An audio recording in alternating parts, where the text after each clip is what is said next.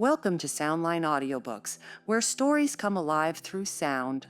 Sit back, relax, and let the words carry you away. Let's begin. Chapter 8. On the morning of a fine June day, my first bonny little nursling and the last of the ancient Earnshaw stock was born. We were busy with the hay in a faraway field when the girl that usually brought our breakfasts came running an hour too soon across the meadow and up the lane, calling me as she ran. "Oh, such a grand bairn!" she panted out. "The finest lad that ever breathed, but the doctor says Missus must go. He says she's been in a consumption these many months. I heard him tell Mr. Hindley, and now she has nothing to keep her, and she'll be dead before winter. You must come home directly. You're to nurse it, Nellie, to feed it with sugar and milk, and take care of it day and night. I wish I were you, because it will be all yours when there is no missus." "But is she very ill?" I asked, flinging down my rake and tying my bonnet. "I guess she is, yet she looks bravely," replied the girl, "and she talks as if she thought of living to see it grow a man. She's out of her head for joy. It's such a beauty. If I were her, I'm certain I should not die. I should get better at the bare sight of it, in spite of Kenneth." I was fairly mad at him. Dame Archer brought the cherub down to Master, in the house, and his face just began to light up when the old croaker steps forward and says he, "Earnshaw, it's a blessing your wife has been spared to leave you this son." When she came, I felt convinced we shouldn't keep her long, and now I must tell you, the winter will probably finish her. Don't take on and fret about it too much. It can't be helped. And besides, you should have known better than to choose such a rush of a lass. "And what did the master answer?" I inquired. "I think he swore, but I didn't mind him. I was straining to see the bairn." And she began again to describe it rapturously. I, as zealous as herself, hurried eagerly home to admire, on my part, though I was very sad for Hindley's sake. He had room in his heart only for two idols, his wife and himself. He doted on both and adored one, and I couldn't conceive how he would bear the loss. When we got to Wuthering Heights, there he stood at the front door, and as I passed in, I asked, "How was the baby?" "Nearly ready to run about, Nell," he replied, putting on a cheerful smile. "And the mistress?" I ventured to inquire. "The doctor says she's—" "Damn the doctor," he interrupted, reddening. "Frances is quite right. She'll be perfectly well by this time next week.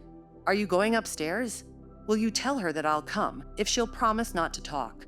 I left her because she would not hold her tongue, and she must tell her Mr. Kenneth says she must be quiet." I delivered this message to Mrs. Earnshaw. She seemed in flighty spirits and replied merrily, "I hardly spoke a word, Ellen, and there he has gone out twice, crying. Well, say I promise I won't speak, but that does not bind me not to laugh at him. Poor soul, till within a week of her death that gay heart never failed her, and her husband persisted doggedly, nay, furiously, in affirming her health improved every day. When Kenneth warned him that his medicines were useless at that stage of the malady, and he needn't put him to further expense by attending her, he retorted, 'I know you need not. She's well. She does not want any more attendance from you.' She never was in a consumption. It was a fever, and it is gone. Her pulse is as slow as mine now, and her cheek as cool." He told his wife the same story, and she seemed to believe him. But one night, while leaning on his shoulder, in the act of saying she thought she should be able to get up tomorrow, a fit of coughing took her, a very slight one. He raised her in his arms. She put her two hands about his neck. Her face changed, and she was dead. As the girl had anticipated, the child Hareton fell wholly into my hands.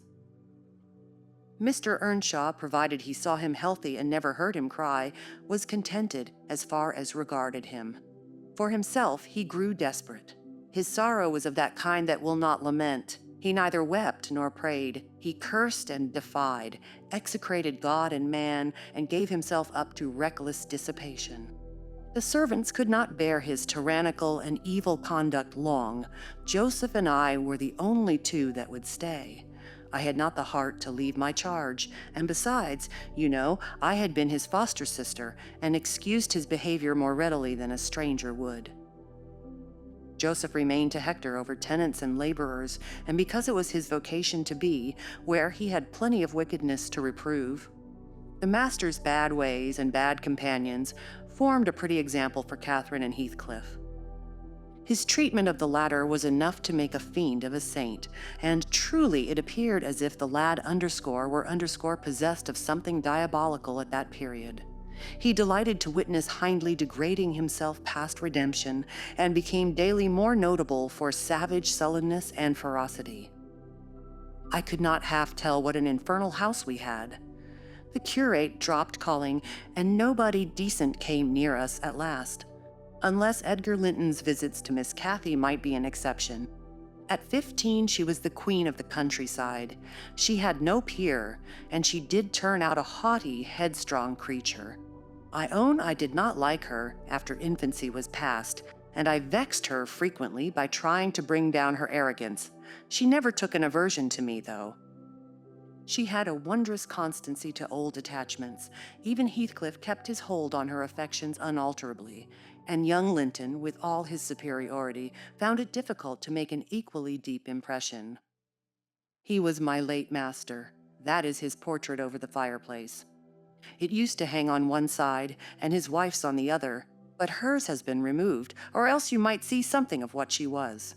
Can you make that out? Mrs. Dean raised the candle, and I discerned a soft-featured face, exceedingly resembling the young lady at the Heights, but more pensive and amiable in expression. It formed a sweet picture.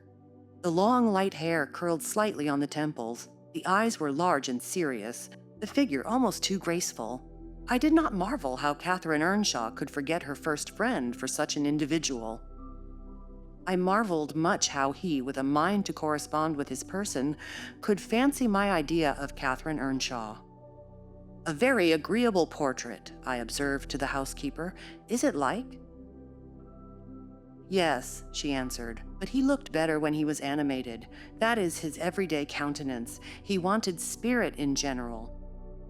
Catherine had kept up her acquaintance with the Lintons since her 5 weeks' residence among them, and as she had no temptation to show her rough side in their company, and had the sense to be ashamed of being rude where she experienced such invariable courtesy, she imposed unwittingly on the old lady and gentleman by her ingenious cordiality, gained the admiration of Isabella, and the heart and soul of her brother. Acquisitions that flattered her from the first, for she was full of ambition, and led her to adopt a double character without exactly intending to deceive anyone.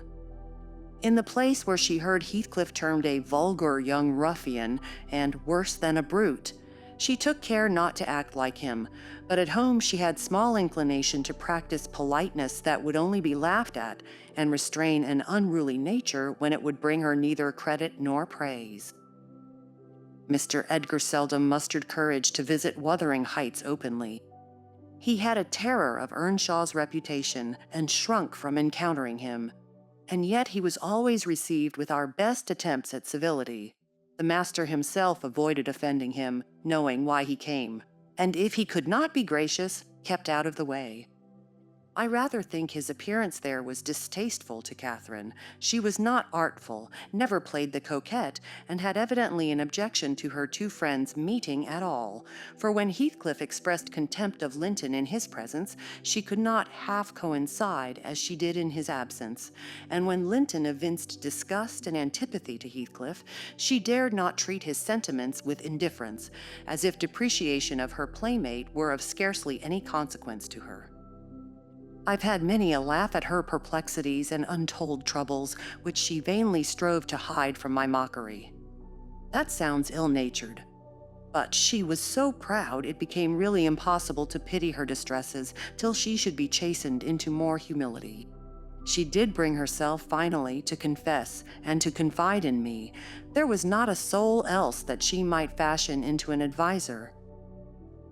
Mr. Hindley had gone from home one afternoon, and Heathcliff presumed to give himself a holiday on the strength of it. He had reached the age of 16 then, I think, and without having bad features or being deficient in intellect, he contrived to convey an impression of inward and outward repulsiveness that his present aspect retains no traces of. In the first place, he had by that time lost the benefit of his early education. Continual hard work, begun soon and concluded late, had extinguished any curiosity he once possessed in pursuit of knowledge and any love for books or learning. His childhood's sense of superiority, instilled into him by the favors of old Mr. Earnshaw, was faded away. He struggled long to keep up an equality with Catherine in her studies, and yielded with poignant though silent regret. But he yielded completely, and there was no prevailing on him to take a step in the way of moving upward, when he found he must, necessarily, sink beneath his former level. Then personal appearance sympathized with mental deterioration. He acquired a slouching gait and ignoble look. His naturally reserved disposition was exaggerated into an almost idiotic excess of unsociable moroseness, and he took a grim pleasure, apparently, in exciting the aversion rather than the esteem of his few acquaintance. Catherine and he were constant companions still at his seasons of respite from labor, but he had ceased to express his fondness for her in words, and recoiled with angry suspicion from her girlish caresses, as if conscious there could be no gratification in lavishing such marks of affection on him. On the before-named occasion, he came into the house to announce his intention of doing nothing, while I was assisting Miss Cathy to arrange her dress. She had not reckoned on his taking it into his head to be idle, and imagining she would have the whole place to herself, she managed, by some means, to inform Mr. Edgar of her brother's absence, and was then preparing to receive him. "Cathy, are you busy this afternoon?" asked Heathcliff. "Are you going anywhere?" "No, it is raining," she answered. "Why have you that silk frock on, then?" he said. "Nobody coming here, I hope." "Not that I know of," stammered Miss, "but you should be in the field now, Heathcliff. It is an hour past dinner time. I thought you were gone." "Hindley does not often free us from his accursed presence," observed the boy. "I'll not work any more today. I'll stay with you." "Oh, but Joseph will tell," she suggested. "You'd better go." "Joseph is loading lime on the further side of Penistone Crags. It will take him till dark, and he'll never know." So saying, he lounged to the fire and sat down. Catherine reflected an instant, with knitted brows. She found it needful to smooth the way for an intrusion. "Isabella and Edgar Linton talked of calling this afternoon," she said, at the conclusion of a minute silence. "As it rains, I hardly expect them, but they may come, and if they do, you run the risk of being scolded for no good." "Order Ellen to say you are engaged, Cathy," he persisted. "Don't turn me out for those pitiful, silly friends of yours. I'm on the point, sometimes, of complaining that but I'll not—" "That they what?" cried Catherine, gazing at him with a troubled countenance. "Oh, Nellie!" she added petulantly, jerking her head away from my hands. "You've combed my hair quite out of curl. That's enough! Let me alone! What are you on the point of complaining about, Heathcliff?" "Nothing. Only look at the almanac on that wall." He pointed to a framed sheet hanging near the window and continued, "The crosses are for the evenings you have spent with the Lintons, the dots for those spent with me. Do you see? I've marked every day." "Yes, very foolish, as if I took notice," replied Catherine in a peevish tone. "And where is the sense of that?" "To show that I do take notice," said Heathcliff. "And should I always be sitting with you?" she demanded, growing more irritated. "What good do I get? What do you talk about? You might be dumb or a baby for anything you say to amuse me, or for anything you do, either." "You never told me before that I talked too little, or that you disliked my company, Cathy," exclaimed Heathcliff in much agitation. "It's no company at all when people know nothing and say nothing," she muttered. Her companion rose up, but he hadn't time to express his feelings further, for a horse's feet were heard on the flags, and having knocked gently, young Linton entered, his face brilliant with delight at the unexpected summons he had received. Doubtless Catherine marked the difference between her friends, as one came in and the other went out. The contrast resembled what you see in exchanging a bleak, hilly coal country for a beautiful fertile valley, and his voice and greeting were as opposite as his aspect. He had a sweet, low manner of speaking, and pronounced his words as you do. That's less gruff than we talk here, and softer. "I'm not come too soon, am I?" he said, casting a look at me. I had begun to wipe the plate and tidy some drawers at the far end in the dresser. "No," answered Catherine. "What are you doing there, Nellie?" "My work, miss," I replied. Mr. Hindley had given me directions to make a third party in any private visits Linton chose to pay. She stepped behind me and whispered crossly, "Take yourself and your dusters off. When company are in the house, servants don't commence scouring and cleaning in the room where they are." "It's a good opportunity, now that master is away," I answered aloud. "He hates me to be fidgeting over these things in his presence. I'm sure Mr. Edgar will excuse me." "I hate you to be fidgeting in my presence," exclaimed the young lady imperiously, not allowing her guest time to speak. She had failed to recover her equanimity since the little dispute with Heathcliff. "I'm sorry for it, Miss Catherine," was my response, and I proceeded assiduously with my occupation. She, supposing Edgar could not see her, snatched the cloth from my hand and pinched me with a prolonged wrench very spitefully on the arm. I've said I did not love her, and rather relished mortifying her vanity now and then. Besides, she hurt me extremely. So I started up from my knees and screamed out, "Oh, miss, that's a nasty trick! You have no right to nip me, and I'm not going to bear it." "I didn't touch you, you lying creature," cried she, her fingers tingling to repeat the act, and her ears red with rage. She never had power to conceal her passion. It always set her whole complexion in a blaze. "What's that, then?" I retorted, showing a decided purple witness to refute her.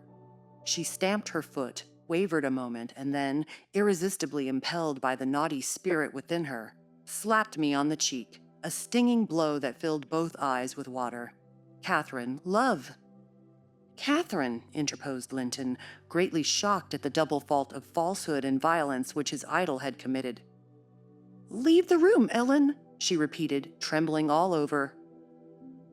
Little Hareton, who followed me everywhere and was sitting near me on the floor, at seeing my tears commenced crying himself and sobbed out complaints against wicked Aunt Cathy, which drew her fury. Onto his unlucky head, she seized his shoulders and shook him till the poor child waxed livid, and Edgar thoughtlessly laid hold of her hands to deliver him. In an instant, one was wrung free, and the astonished young man felt it applied over his own ear in a way that could not be mistaken for jest. He drew back in consternation. I lifted Hareton in my arms and walked off to the kitchen with him, leaving the door of communication open, for I was curious to watch how they would settle their disagreement. The insulted visitor moved to the spot where he had laid his hat, pale and with a quivering lip. "That's right," I said to myself. "Take warning and be gone. It's a kindness to let you have a glimpse of her genuine disposition." "Where are you going?" demanded Catherine, advancing to the door. He swerved aside and attempted to pass. "You must not go," she exclaimed energetically. "I must and shall," he replied in a subdued voice. "No," she persisted, grasping the handle. "Not yet, Edgar Linton. Sit down. You shall not leave me in that temper. I should be miserable all night, and I won't be miserable for you." "Can I stay after you have struck me?" asked Linton. Catherine was mute. "You've made me afraid and ashamed of you," he continued. "I'll not come here again." Her eyes began to glisten and her lids to twinkle. "And you told a deliberate untruth," he said. "I didn't," she cried, recovering her speech. "I did nothing deliberately. Well, go if you please. Get away. And now I'll cry. I'll cry myself sick." She dropped down on her knees by a chair and set to weeping in serious earnest.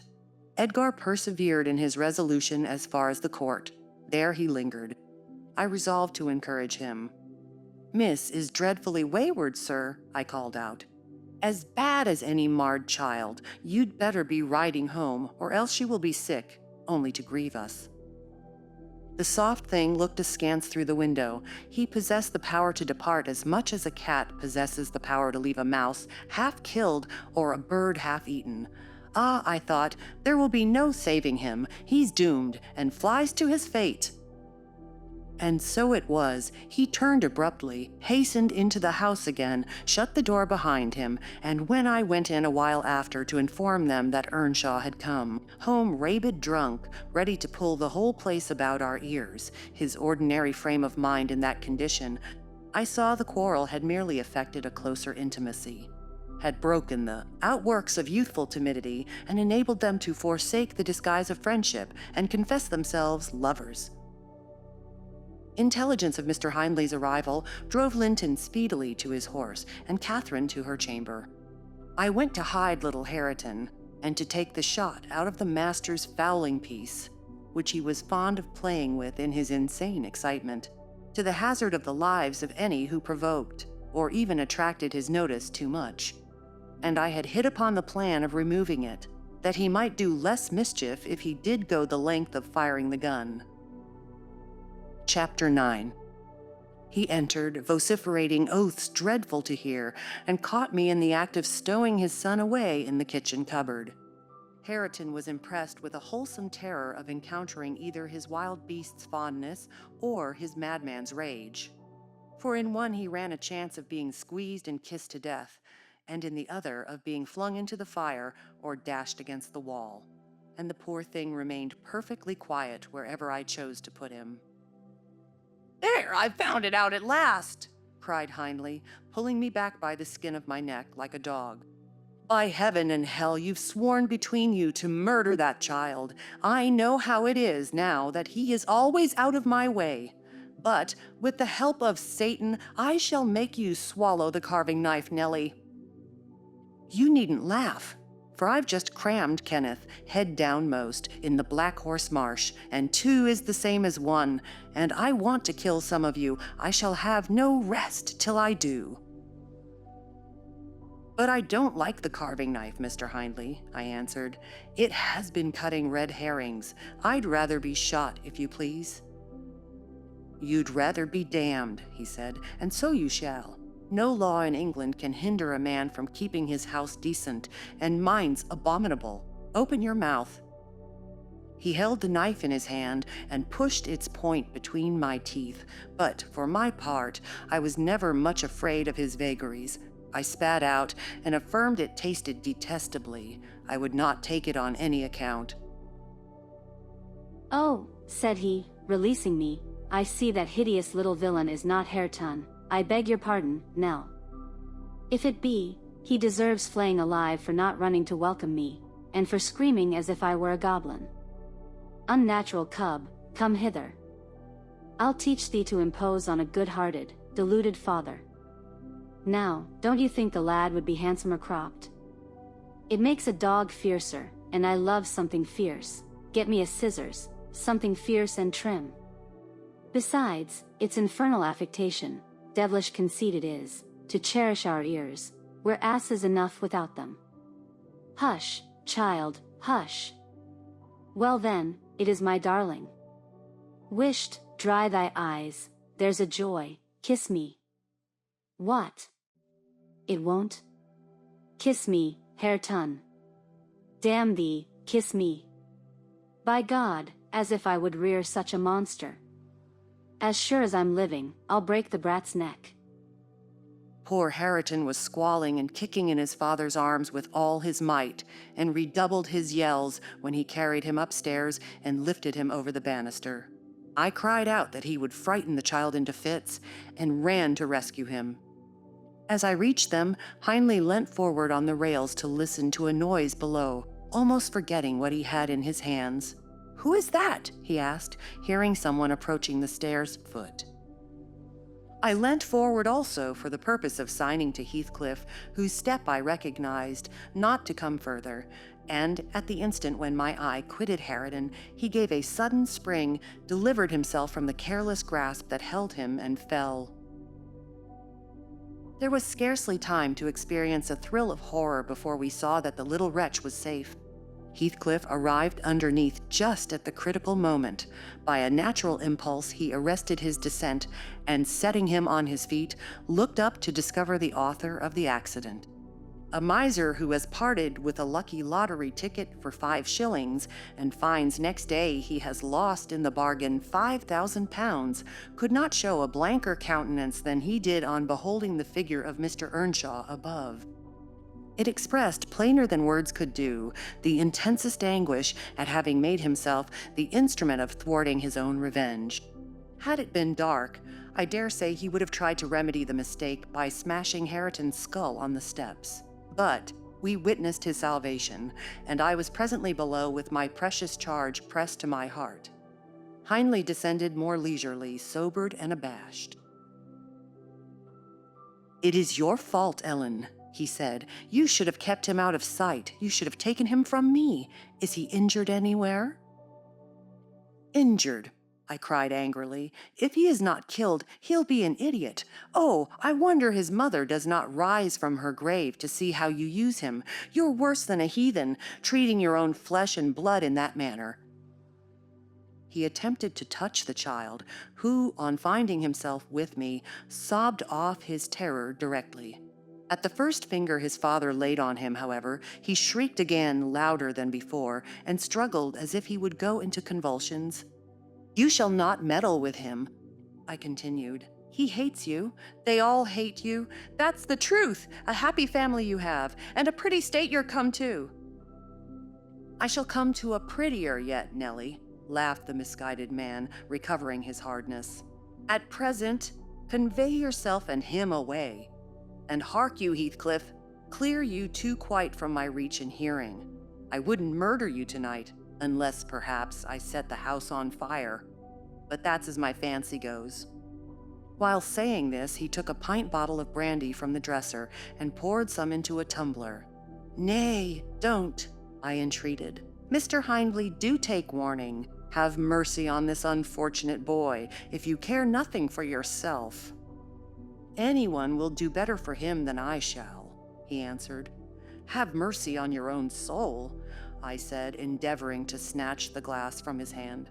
"Not I. On the contrary, I shall have great pleasure in sending it to perdition to punish its maker," exclaimed the blasphemer. "Here's to its hearty damnation." He drank the spirits and impatiently bade us go, terminating his command with a sequel of horrid imprecations too bad to repeat or remember.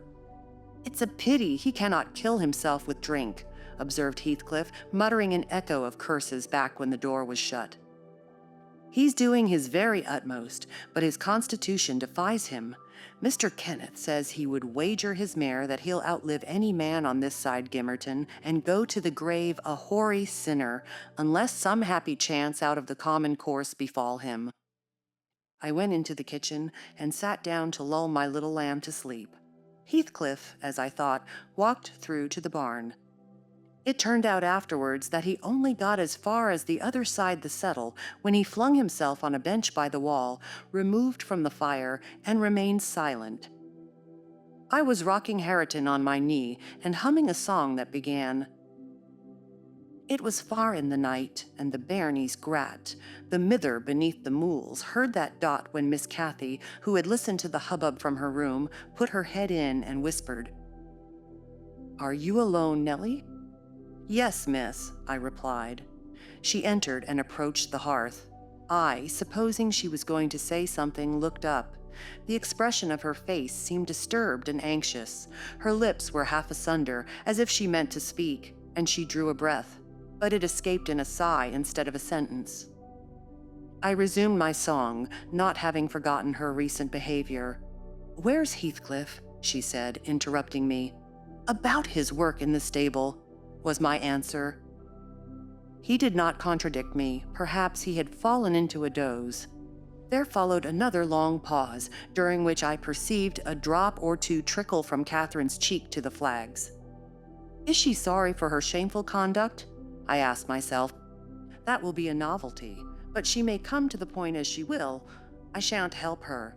No, she felt small trouble regarding any subject, save her own concerns.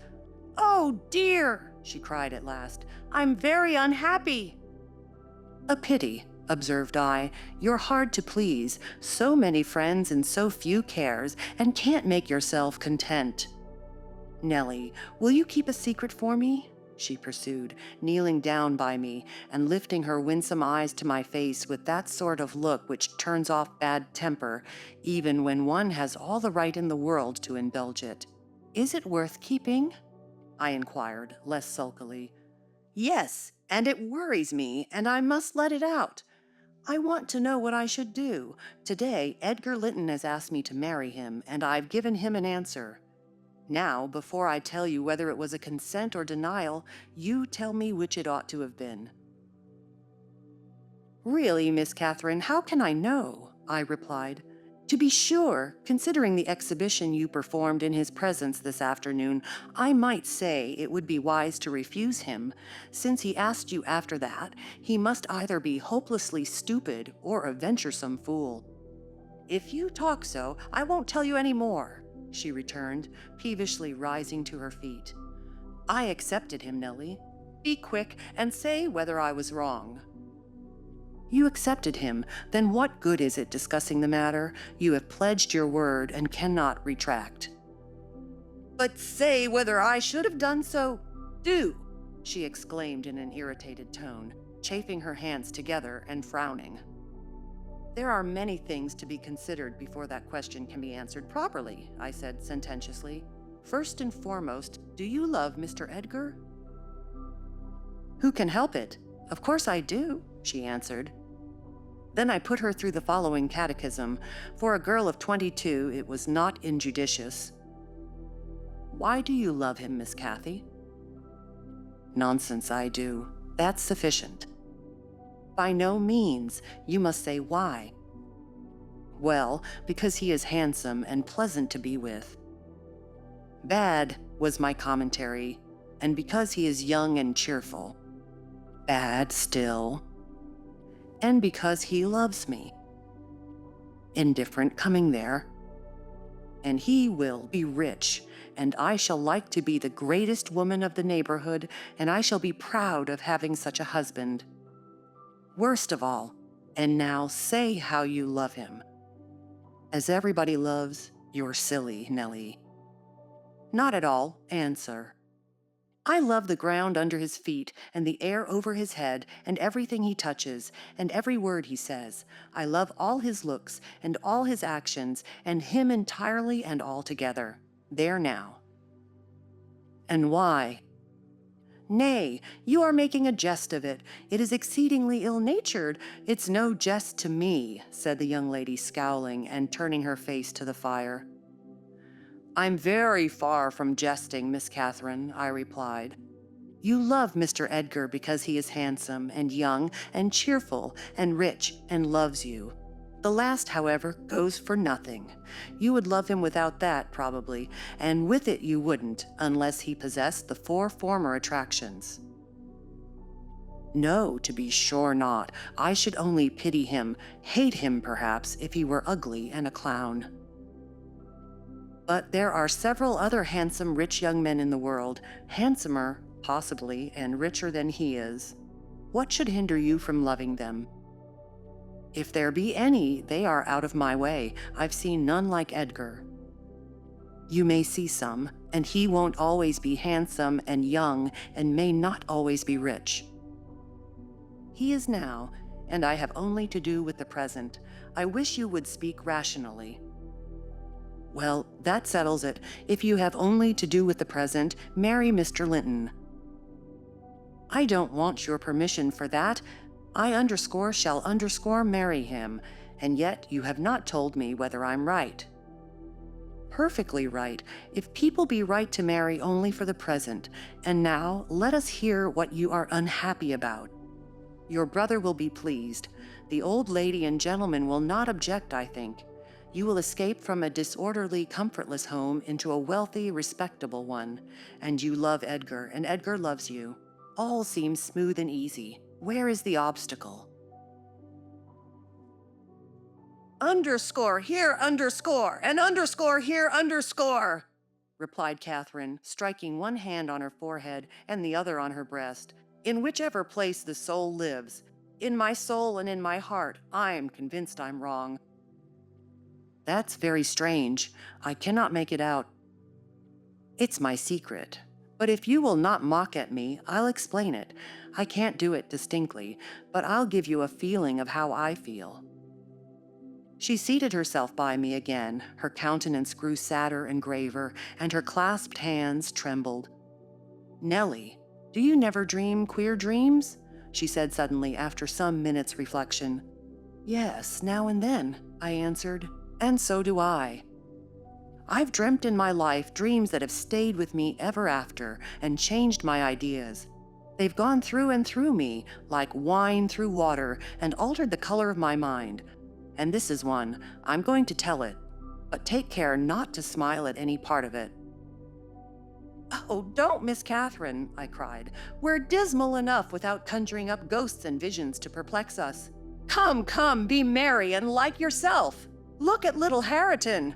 Underscore, he's underscore, dreaming nothing dreary. How sweetly he smiles in his sleep. Yes, and how sweetly his father curses in his solitude. You remember him, I dare say, when he was just such another as that chubby thing, nearly as young and innocent. However, Nellie, I shall oblige you to listen. It's not long, and I've no power to be merry tonight.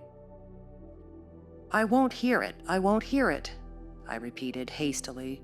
I was superstitious about dreams then, and am still, and Catherine had an unusual gloom in her aspect that made me dread something from which I might shape a prophecy and foresee a fearful catastrophe. She was vexed, but she did not proceed. Apparently taking up another subject, she recommenced in a short time. If I were in heaven, Nellie, I should be extremely miserable. Because you are not fit to go there, I answered. All sinners would be miserable in heaven. But it is not for that. I dreamt once that I was there.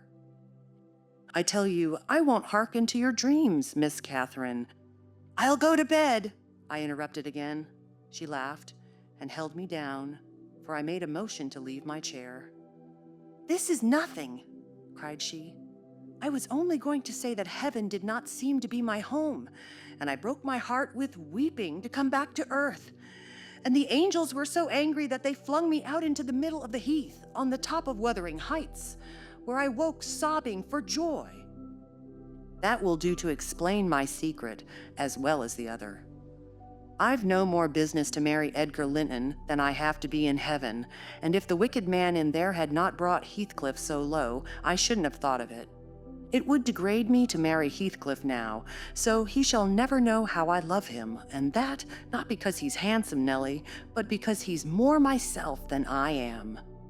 Whatever our souls are made of, his and mine are the same, and Linton's is as different as a moonbeam from lightning, or frost from fire. Ere this speech ended, I became sensible of Heathcliff's presence. Having noticed a slight movement, I turned my head and saw him rise from the bench and steal out noiselessly. He had listened till he heard Catherine say it would degrade her to marry him, and then he stayed to hear no further. My companion, sitting on the ground, was prevented by the back of the settle from remarking his presence or departure, but I started and bade her hush. Why? She asked, gazing nervously round. Joseph is here, I answered, catching opportunely the roll of his cartwheels up the road, and Heathcliff will come in with him. I'm not sure whether he were not at the door this moment. Oh, he couldn't overhear me at the door, said she.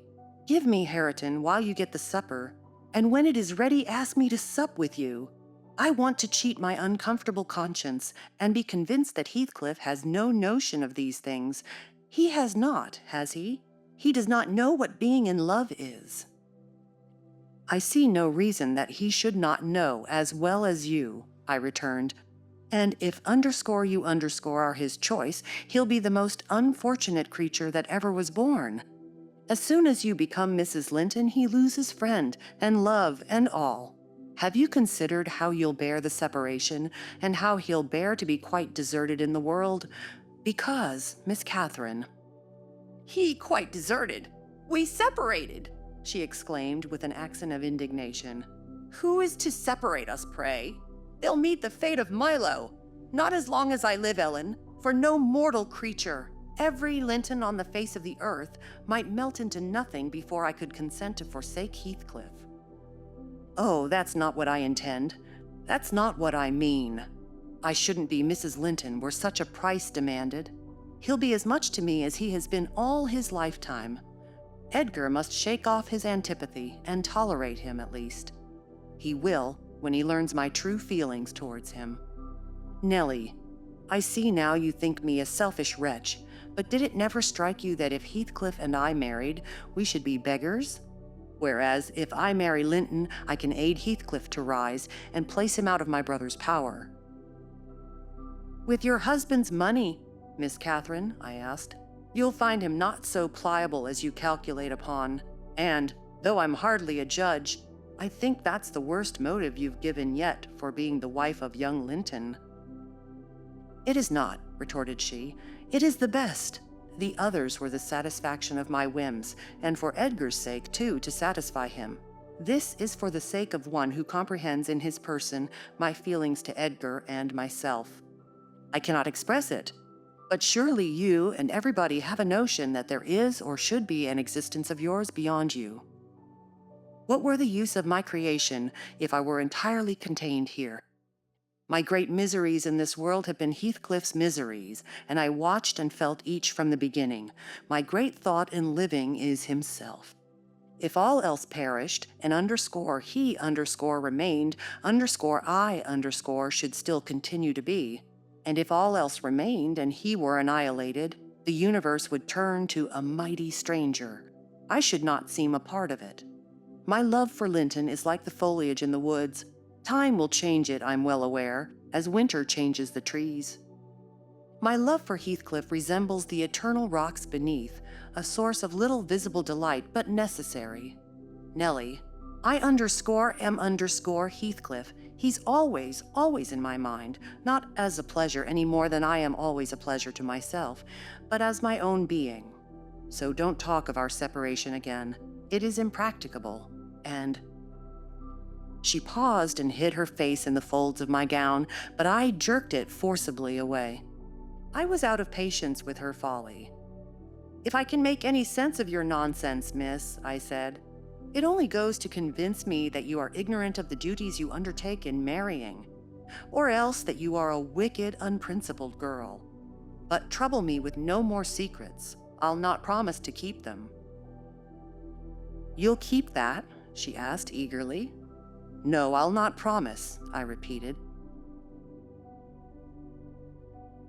She was about to insist when the entrance of Joseph finished our conversation, and Catherine removed her seat to a corner and nursed Hareton while I made the supper. After it was cooked, my fellow servant and I began to quarrel who should carry some to Mr. Hindley, and we didn't settle it till all was nearly cold. Then we came to the agreement that we would let him ask if he wanted any, for we feared particularly to go into his presence when he had been some time alone. "And how isn't that nowt comed in froch field be this time? What is he about? Girt idle seat?" demanded the old man, looking round for Heathcliff. "I'll call him," I replied. "He's in the barn, I've no doubt." I went and called, but got no answer. On returning, I whispered to Catherine that he had heard a good part of what she said, I was sure, and told how I saw him quit the kitchen just as she complained of her brother's conduct regarding him. She jumped up in a fine fright, flung Hareton onto the settle, and ran to seek for her friend herself, not taking leisure to consider why she was so flurried, or how her talk would have affected him. She was absent such a while that Joseph proposed we should wait no longer. He cunningly conjectured they were staying away in order to avoid hearing his protracted blessing. They were ill anug for onyfal manners, he affirmed. And on their behalf he added that night a special prayer to the usual quarter of an hour's supplication before meat, and would have tacked another to the end of the grace, had not his young mistress broken in upon him with a hurried command that he must run down the road, and wherever Heathcliff had rambled, find and make him re-enter directly. "I want to speak to him, and I must underscore, before I go upstairs," she said. "And the gate is open. He is somewhere out of hearing," for he would not reply, though I shouted at the top of the fold as loud as I could. Joseph objected at first. She was too much in earnest, however, to suffer contradiction, and at last he placed his hat on his head and walked grumbling forth. Meantime, Catherine paced up and down the floor, exclaiming, "I wonder where he is! I wonder where he can be!" "What did I say, Nellie? I've forgotten. Was he vexed at my bad humor this afternoon? Dear, tell me what I've said to grieve him. I do wish he'd come. I do wish he would." "What a noise for nothing," I cried, though rather uneasy myself. "What a trifle scares you! It's surely no great cause of alarm that Heathcliff should take a moonlight saunter on the moors, or even lie too sulky to speak to us in the hayloft. I'll engage he's lurking there. See if I don't ferret him out." I departed to renew my search. Its result was disappointment, and Joseph's quest ended in the same. "Yon lad gets war und war," observed he on re-entering. "He's left gate at full swing, and Mrs. Pony has trodden down 2 rigs o' corn, and ploddered through, rador into t' meadow. Howsomdiver, Tea-Maester 'ull play tea-devil to morn, and he'll do weel. He's patience itseln wi' sich careless, offald craters. Patience itseln he is. But he'll not be so a allus. Yas see, all on ye, ya munn't drive him out of his head for nowt." "Have you found Heathcliff, you ass?" interrupted Catherine. "Have you been looking for him, as I ordered?" "I sud more liquor look for t'horse," he replied. "It'd be to more sense. But I can look for norther horse ner man of a neat loike this, as black as t' chimbly. And Heathcliff's known to chap to coom at my underscore whistle. Happen he'll be less hard a hearing we ye underscore." It was a very dark evening for summer. The clouds appeared inclined to thunder, and I said we had better all sit down.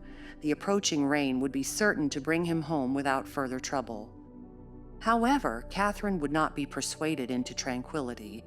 She kept wandering to and fro, from the gate to the door, in a state of agitation which permitted no repose, and at length took up a permanent situation on one side of the wall near the road, where, heedless of my expostulations and the growling thunder and the great drops that began to plash around her, she remained, calling at intervals, and then listening, and then crying outright.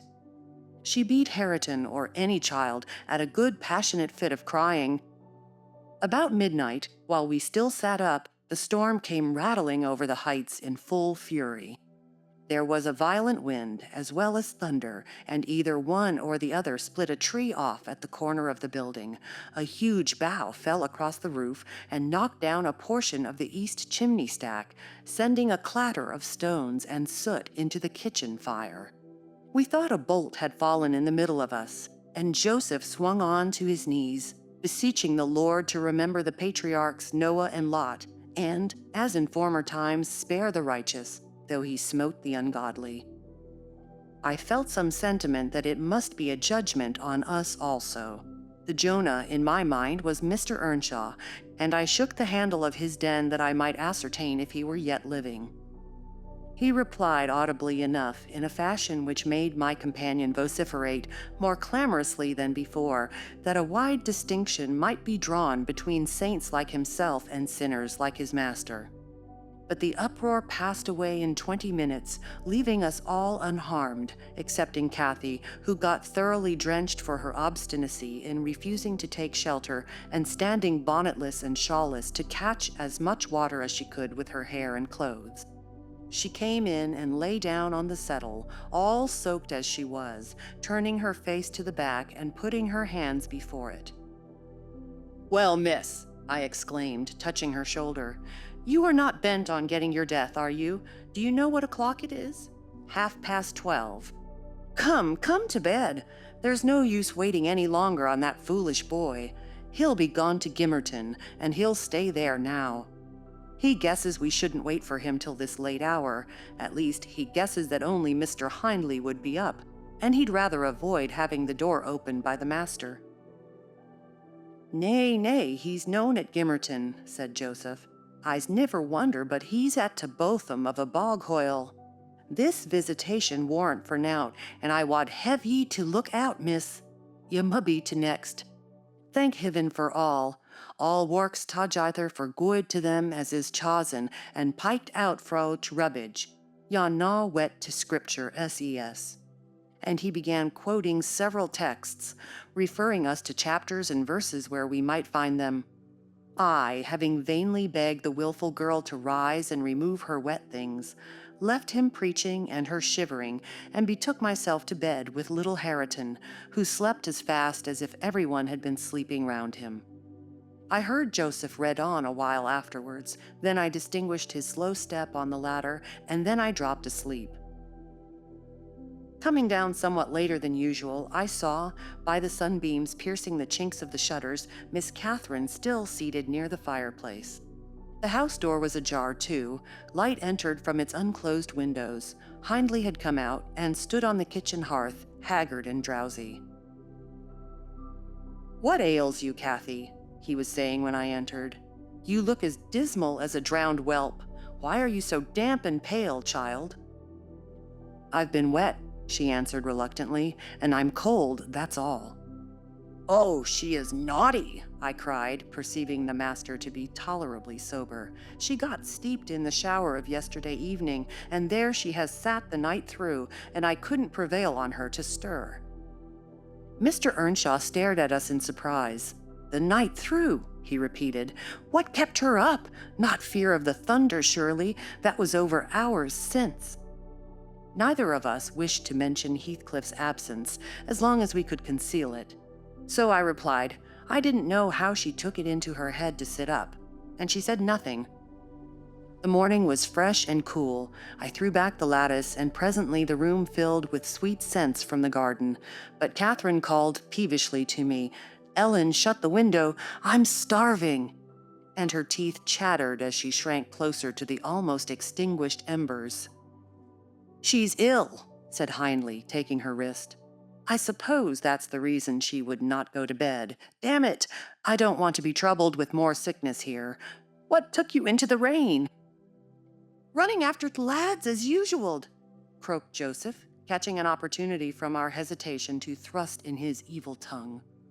"If I wore ya, maester, I'd just slam the boards i' their faces all on 'em, gentle and simple." "Never a day at you're off, but yon cattle Linton comes sneaking hither, and Miss Nellie, she's a fine lass. She sits watching for ye I to kitchen, and as ye're in at one door, he's out at t'other, and then where grand lady goes a courtin' of her side. It's bonny behavior, lurking aiming to fields after 12 a night with that fail, flaysome divil of a gypsy, Heathcliff. They think underscore I am underscore blind, but I'm known. Nowt ut sort. I seed young Linton both coming and going, and I seed underscore ya underscore directing his discourse to me. Ya gooid for nowt slatinly witch, nip up and bolt into a house, to minute ya heard to maester's horsefit clatter up to road." "Silence, eavesdropper," cried Catherine. "None of your insolence before me. Edgar Linton came yesterday by chance, Hindley, and it was underscore I underscore who told him to be off, because I knew you would not like to have met him as you were." "You lie, Cathy, no doubt," answered her brother, "and you are a confounded simpleton. But never mind Linton at present. Tell me, were you not with Heathcliff last night? Speak the truth now." You need not be afraid of harming him. Though I hate him as much as ever, he did me a good turn a short time, since that will make my conscience tender of breaking his neck. To prevent it, I shall send him about his business this very morning, and after he's gone, I'd advise you all to look sharp. I shall only have the more humor for you." "I never saw Heathcliff last night," answered Catherine, beginning to sob bitterly. "And if you do turn him out of doors, I'll go with him. But perhaps you'll never have an opportunity. Perhaps he's gone." Here she burst into uncontrollable grief, and the remainder of her words were inarticulate. Hindley lavished on her a torrent of scornful abuse, and bade her get to her room immediately, or she shouldn't cry for nothing. I obliged her to obey, and I shall never forget what a scene she acted when we reached her chamber. It terrified me. I thought she was going mad, and I begged Joseph to run for the doctor. It proved the commencement of delirium. Mr. Kenneth, as soon as he saw her, pronounced her dangerously ill. She had a fever. He bled her, and he told me to let her lie on whey and water gruel, and take care she did not throw herself downstairs or out of the window. And then he left, for he had enough to do in the parish, where 2 or 3 miles was the ordinary distance between cottage and cottage. Though I cannot say I made a gentle nurse, and Joseph and the master were no better, and though our patient was as wearisome and headstrong as a patient could be, she weathered it through. Old Mrs. Linton paid us several visits, to be sure, and set things to rights, and scolded and ordered us all. And when Catherine was convalescent, she insisted on conveying her to Thrushcross Grange, for which deliverance we were very grateful. But the poor dame had reason to repent of her kindness. She and her husband both took the fever and died within a few days of each other. Our young lady returned to us saucier and more passionate and haughtier than ever. Heathcliff had never been heard of since the evening of the thunderstorm. And one day I had the misfortune, when she had provoked me exceedingly, to lay the blame of his disappearance on her, where indeed it belonged, as she well knew. From that period, for several months, she ceased to hold any communication with me, save in the relation of a mere servant. Joseph fell under a ban also. He would speak his mind, and lecture her all the same as if she were a little girl. And she esteemed herself a woman, and our mistress, and thought that her recent illness gave her a claim to be treated with consideration. Then the doctor had said that she would not bear crossing much. She ought to have her own way. And it was nothing less than murder in her eyes for anyone to presume to stand up and contradict her. From Mr. Earnshaw and his companions she kept aloof, and tutored by Kenneth and serious threats of a fit that often attended her rages, her brother allowed her whatever she pleased to demand, and generally avoided aggravating her fiery temper. He was rather too indulgent in humoring her caprices, not from affection, but from pride. He wished earnestly to see her bring honor to the family by an alliance with the Lintons, and as long as she let him alone she might trample on us like slaves, for aught he cared. Edgar Linton, as multitudes have been before and will be after him, was infatuated, and believed himself the happiest man alive on the day he led her to Gimmerton Chapel, 3 years subsequent to his father's death. Much against my inclination, I was persuaded to leave Wuthering Heights and accompany her here. Little Hareton was nearly 5 years old, and I had just begun to teach him his letters. We made a sad parting, but Catherine's tears were more powerful than ours. When I refused to go, and when she found her entreaties did not move me, she went lamenting to her husband and brother. The former offered me munificent wages. The latter ordered me to pack up. He wanted no women in the house, he said, now that there was no mistress. And as to Hareton, the curate should take him in hand by and by. And so I had but one choice left, to do as I was ordered. I told the master he got rid of all decent people only to run to ruin a little faster. I kissed Hareton, said goodbye, and since then he has been a stranger, and it's very queer to think it, but I've no doubt he has completely forgotten all about Ellen Dean, and that he was ever more than all the world to her, and she to him. Asterisk, asterisk, asterisk, asterisk. At this point of the housekeeper's story, she chanced to glance towards the timepiece over the chimney, and was in amazement on seeing the minute hand measure 1:30. She would not hear of staying a second longer. In truth, I felt rather disposed to defer the sequel of her narrative myself. And now that she has vanished to her rest, and I have meditated for another hour or two, I shall summon courage to go also, in spite of aching laziness of head and limbs. Chapter 10. A charming introduction to a hermit's life. 4 weeks' torture, tossing, and sickness. Oh, these bleak winds and bitter northern skies, and impassable roads, and dilatory country surgeons.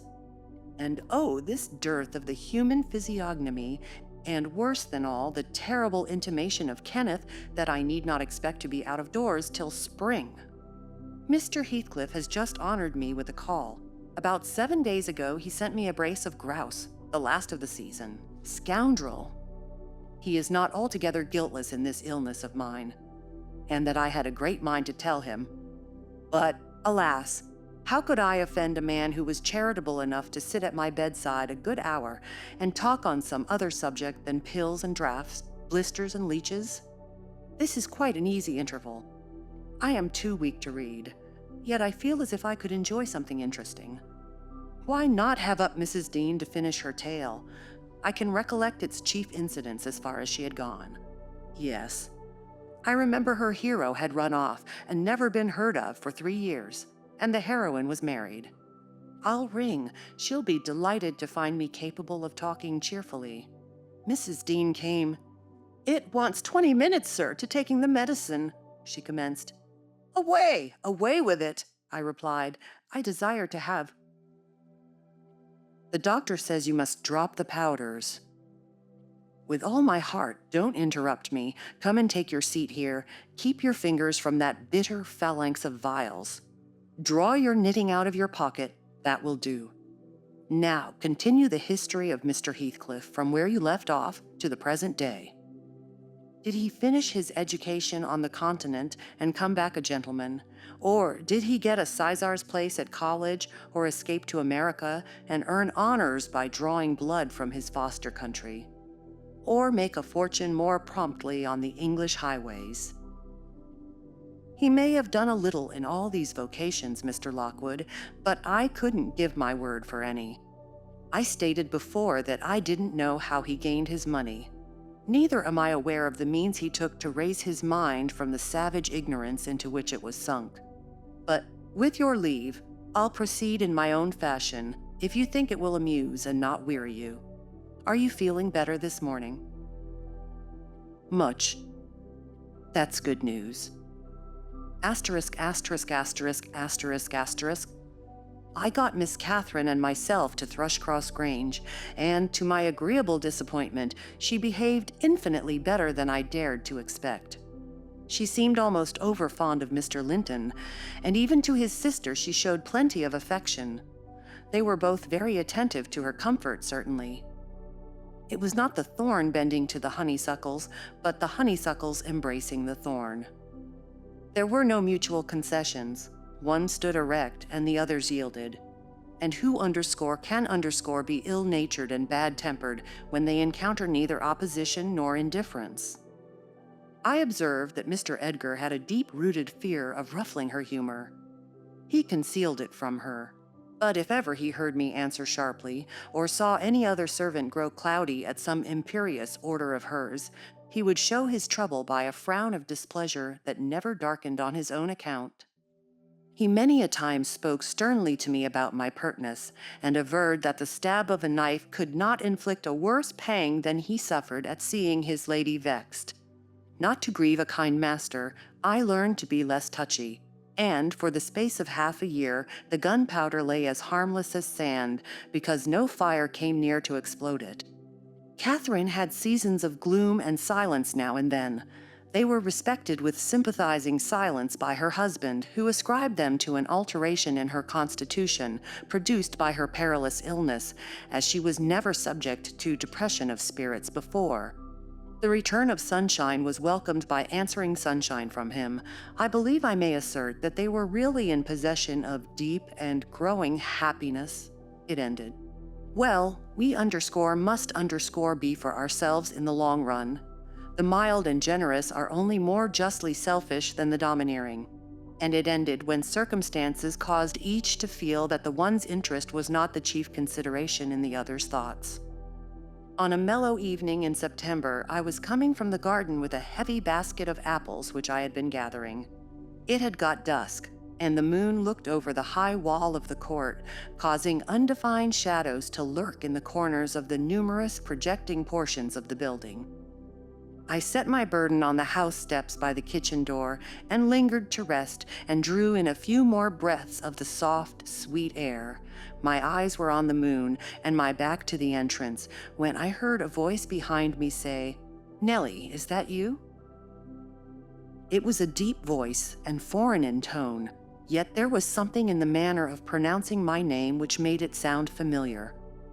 I turned about to discover who spoke, fearfully, for the doors were shut, and I had seen nobody on approaching the steps. Something stirred in the porch, and moving nearer, I distinguished a tall man dressed in dark clothes, with dark face and hair. He leant against the side and held his fingers on the latch as if intending to open for himself. "Who can it be?" I thought. "Mr. Earnshaw. Oh no, the voice has no resemblance to his." "I have waited here an hour," he resumed, while I continued staring, "and the whole of that time all round has been as still as death. I dared not enter. You do not know me? Look, I'm not a stranger." A ray fell on his features. The cheeks were sallow and half covered with black whiskers, the brows lowering, the eyes deep-set and singular. I remembered the eyes. "What?" I cried, uncertain whether to regard him as a worldly visitor, and I raised my hands in amazement. "What? You come back? Is it really you? Is it?" "Yes, Heathcliff," he replied, glancing from me up to the windows, which reflected a score of glittering moons, but showed no lights from within. "Are they at home? Where is she?" "Nellie, you are not glad. You needn't be so disturbed. Is she here? Speak. I want to have one word with her, your mistress. Go and say some person from Gimmerton desires to see her." "How will she take it?" I exclaimed. "What will she do? The surprise bewilders me. It will put her out of her head, and you are Heathcliff, but altered. Nay, there's no comprehending it. Have you been for a soldier?" "Go and carry my message," he interrupted impatiently. "I'm in hell till you do." He lifted the latch and I entered, but when I got to the parlor where Mr. and Mrs. Linton were, I could not persuade myself to proceed.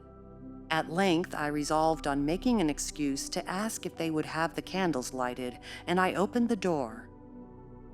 They sat together in a window whose lattice lay back against the wall and displayed beyond the garden trees and the wild green park the valley of Gimmerton, with a long line of mist winding nearly to its top, for very soon after you pass the chapel, as you may have noticed, the sow that runs from the marshes joins a beck which follows the bend of the glen. Wuthering Heights rose above this silvery vapor, but our old house was invisible. It rather dips down on the other side. Both the room and its occupants, and the scene they gazed on, looked wondrously peaceful. I shrank reluctantly from performing my errand, and was actually going away leaving it unsaid, after having put my question about the candles, when a sense of my folly compelled me to return and mutter, "A person from Gimmerton wishes to see you, ma'am." "What does he want?" asked Mrs. Linton. I did not question him, I answered. "Well, close the curtains, Nellie," she said, "and bring up tea. I'll be back again directly." She quitted the apartment. Mr. Edgar inquired carelessly who it was. "Someone mistress does not expect," I replied. "That Heathcliff. You recollect him, sir, who used to live at Mr. Earnshaw's." "What, the gypsy, the ploughboy? he cried. "Why did you not say so to Catherine?" "Hush, you must not call him by those names, master," I said. "She'd be sadly grieved to hear you. She was nearly heartbroken when he ran off. I guess his return will make a jubilee to her." Mr. Linton walked to a window on the other side of the room that overlooked the court. He unfastened it and leant out. I suppose they were below, for he exclaimed quickly, "Don't stand there, love. Bring the person in, if it be anyone particular." Ere long, I heard the click of the latch, and Catherine flew upstairs, breathless and wild, too excited to show gladness. Indeed, by her face, you would rather have surmised an awful calamity. "Oh, Edgar, Edgar!" she panted, flinging her arms round his neck. "Oh, Edgar, darling! Heathcliff's come back! He is!" And she tightened her embrace to a squeeze. "Well, well!" cried her husband crossly. "Don't strangle me for that. He never struck me as such a marvelous treasure. There is no need to be frantic." "I know you didn't like him," she answered, repressing a little the intensity of her delight. "Yet, for my sake, you must be friends now. Shall I tell him to come up?" "Here, into the parlor." "Where else?" she asked. He looked vexed and suggested the kitchen as a more suitable place for him. Mrs. Linton eyed him with a droll expression, half angry, half laughing at his fastidiousness. "No," she added after a while, "I cannot sit in the kitchen. Set 2 tables here, Ellen, one for your master and Miss Isabella, being gentry, the other for Heathcliff and myself, being of the lower orders. Will that please you, dear? Or must I have a fire lighted elsewhere? If so, give directions. I'll run down and secure my guest. I'm afraid the joy is too great to be real." She was about to dart off again, but Edgar arrested her. "You bid him step up," he said, addressing me. "And, Catherine, try to be glad without being absurd. The whole household need not witness the sight of your welcoming a runaway servant as a brother." I descended and found Heathcliff waiting under the porch, evidently anticipating an invitation to enter. He followed my guidance without waste of words, and I ushered him into the presence of the master and mistress, whose flushed cheeks betrayed signs of warm talking. But the ladies glowed with another feeling when her friend appeared at the door. She sprang forward, took both his hands, and led him to Linton, and then she seized Linton's reluctant fingers and crushed them into his. Now, fully revealed by the fire and candlelight, I was amazed more than ever to behold the transformation of Heathcliff. He had grown a tall, athletic, well-formed man, beside whom my master seemed quite slender and youth-like. His upright carriage suggested the idea of his having been in the army. His countenance was much older in expression and decision of feature than Mr. Linton's. It looked intelligent and retained no marks of former degradation. A half-civilized ferocity lurked yet in the depressed brows and eyes full of black fire, but it was subdued, and his manner was even dignified, quite divested of roughness, though too stern for grace. My master's surprise equaled or exceeded mine. He remained for a minute at a loss how to address the plowboy, as he had called him. Heathcliff dropped his slight hand and stood looking at him coolly till he chose to speak. "Sit down, sir," he said at length. "Mrs. Linton, recalling old times, would have me give you a cordial reception, and, of course, I am gratified when anything occurs to please her." "And I also," answered Heathcliff, "especially if it be anything in which I have a part. I shall stay an hour or 2 willingly." He took a seat opposite Catherine, who kept her gaze fixed on him as if she feared he would vanish were she to remove it. He did not raise his to her often. A quick glance now and then sufficed, but it flashed back, each time more confidently, the undisguised delight he drank from hers. They were too much absorbed in their mutual joy to suffer embarrassment. Not so Mr. Edgar. He grew pale with pure annoyance, a feeling that reached its climax when his lady rose, and stepping across the rug, seized Heathcliff's hands again, and laughed like one beside herself. "I shall think it a dream tomorrow," she cried. I shall not be able to believe that I have seen and touched and spoken to you once more. And yet, cruel Heathcliff, you don't deserve this welcome. To be absent and silent for 3 years and never to think of me." "A little more than you have thought of me," he murmured. "I heard of your marriage, Cathy, not long since, and while waiting in the yard below, I meditated this plan, just to have one glimpse of your face, a stare of surprise, perhaps, and pretended pleasure. Afterwards, settle my score with Hindley, and then prevent the law by doing execution on myself. Your welcome has put these ideas out of my mind, but beware of meeting me with another aspect next time. Nay, you'll not drive me off again. You were really sorry for me, were you? Well, there was cause. I've fought through a bitter life since I last heard your voice, and you must forgive me, for I struggled only for you." "Catherine, unless we are to have cold tea, please to come to the table," interrupted Linton, striving to preserve his ordinary tone and a due measure of politeness. "Mr. Heathcliff will have a long walk wherever he may lodge tonight, and I'm thirsty." She took her post before the urn, and Miss Isabella came, summoned by the bell. Then, having handed their chairs forward, I left the room. The meal hardly endured 10 minutes. Catherine's cup was never filled. She could neither eat nor drink. Edgar had made a slop in his saucer and scarcely swallowed a mouthful. Their guest did not protract his stay that evening above an hour longer. I asked, as he departed, if he went to Gimmerton. "No, to Wuthering Heights," he answered. "Mr. Earnshaw invited me when I called this morning." Mr. Earnshaw invited him? And he called on Mr. Earnshaw. I pondered this sentence painfully after he was gone. Is he turning out a bit of a hypocrite and coming into the country to work mischief under a cloak? I mused. I had a presentiment in the bottom of my heart that he had better have remained away.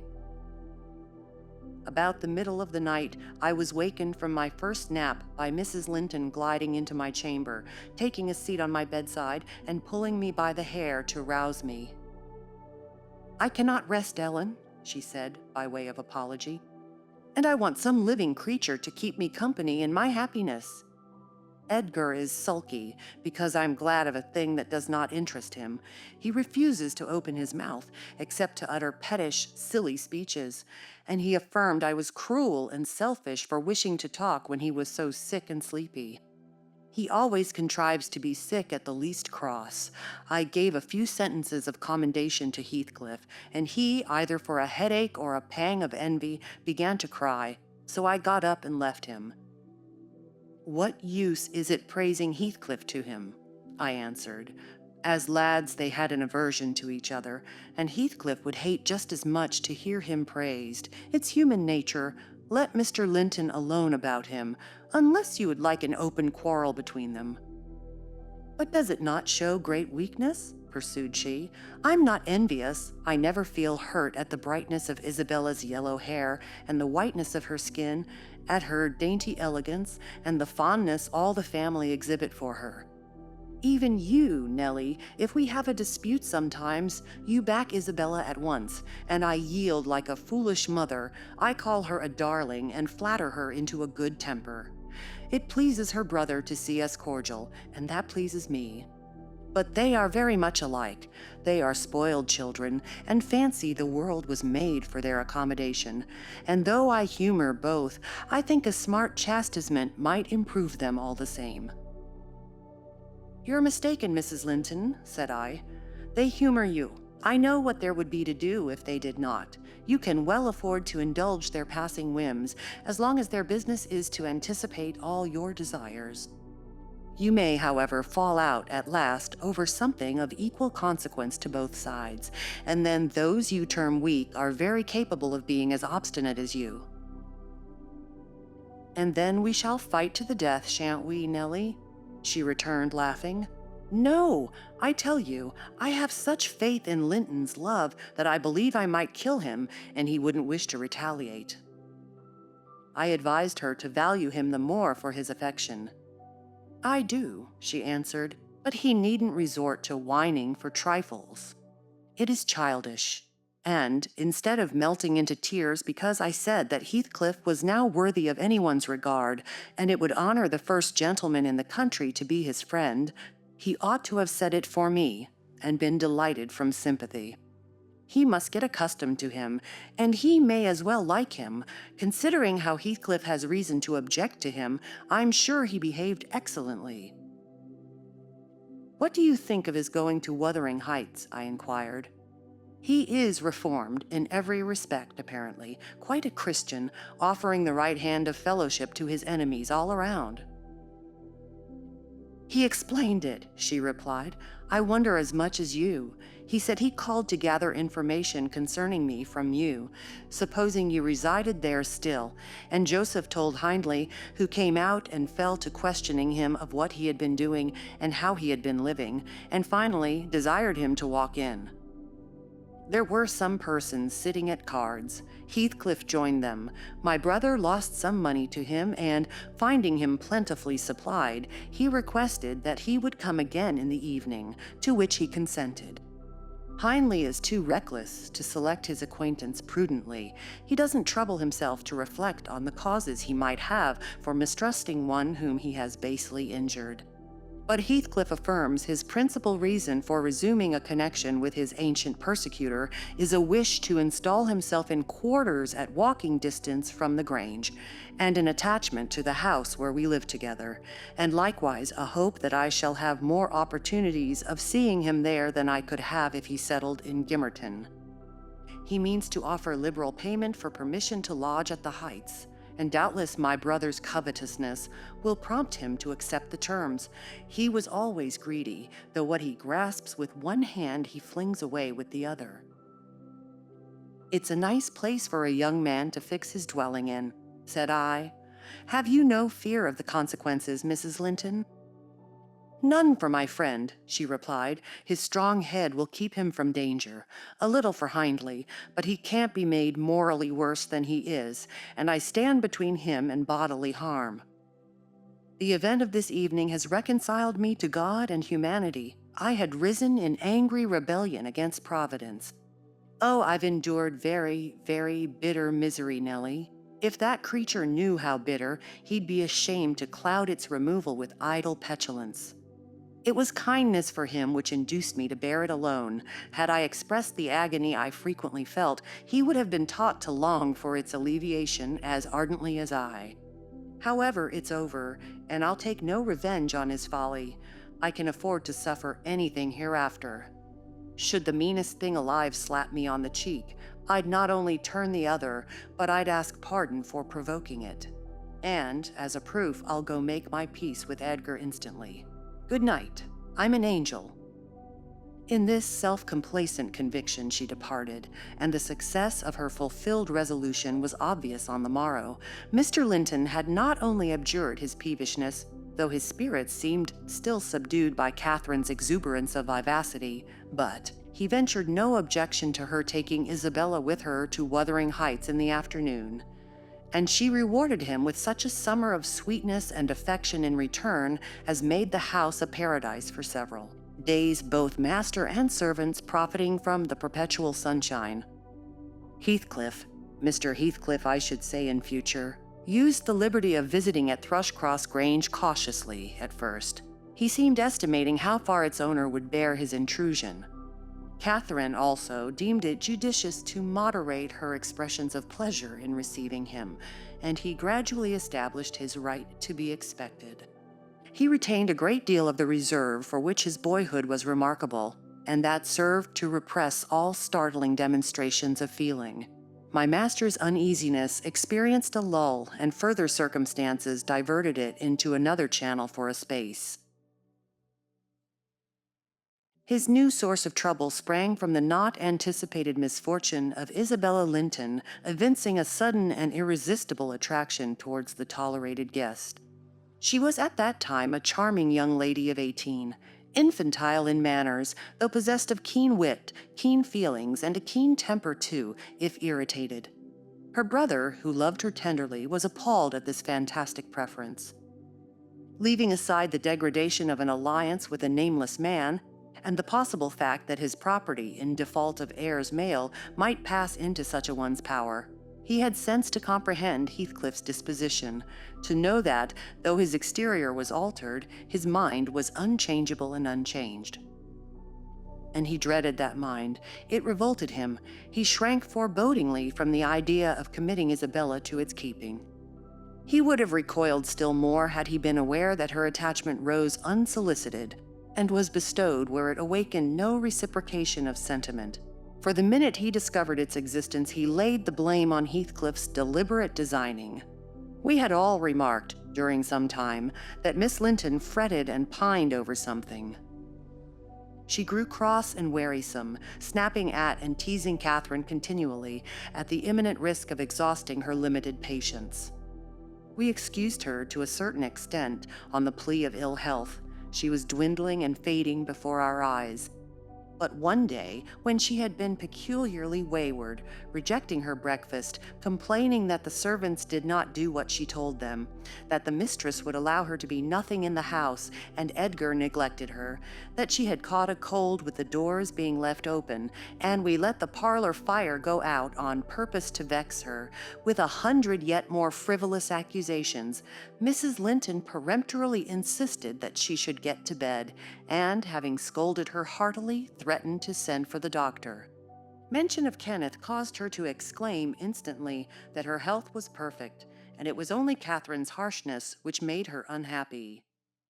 "How can you say I am harsh, you naughty fondling?" cried the mistress, amazed at the unreasonable assertion. "You are surely losing your reason. When have I been harsh, tell me?" "Yesterday," sobbed Isabella, "and now." "Yesterday," said her sister-in-law. "On what occasion?" "In our walk along the moor, you told me to ramble where I pleased, while you sauntered on with Mr. Heathcliff." "And that's your notion of harshness," said Catherine, laughing. "It was no hint that your company was superfluous. We didn't care whether you kept with us or not. I merely thought Heathcliff's talk would have nothing entertaining for your ears." "Oh no," wept the young lady. "You wished me away because you knew I liked to be there." "Is she sane?" asked Mrs. Linton, appealing to me. "I'll repeat our conversation word for word, Isabella, and you point out any charm it could have had for you." "I don't mind the conversation," she answered. "I wanted to be with—" "Well," said Catherine, perceiving her hesitate to complete the sentence. "With him, and I won't be always sent off," she continued, kindling up. "You are a dog in the manger, Cathy, and desire no one to be loved but yourself." "You are an impertinent little monkey," exclaimed Mrs. Linton in surprise. "But I'll not believe this idiocy. It is impossible that you can covet the admiration of Heathcliff, that you consider him an agreeable person. I hope I have misunderstood you, Isabella." "No, you have not," said the infatuated girl. "I love him more than ever you loved Edgar, and he might love me if you would let him." "I wouldn't be you for a kingdom, then," Catherine declared emphatically, and she seemed to speak sincerely. "Nellie, help me to convince her of her madness. Tell her what Heathcliff is, an unreclaimed creature, without refinement, without cultivation, an arid wilderness of furs and whinstone. I'd as soon put that little canary into the park on a winter's day as recommend you to bestow your heart on him. It is deplorable ignorance of his character, child and nothing else, which makes that dream enter your head.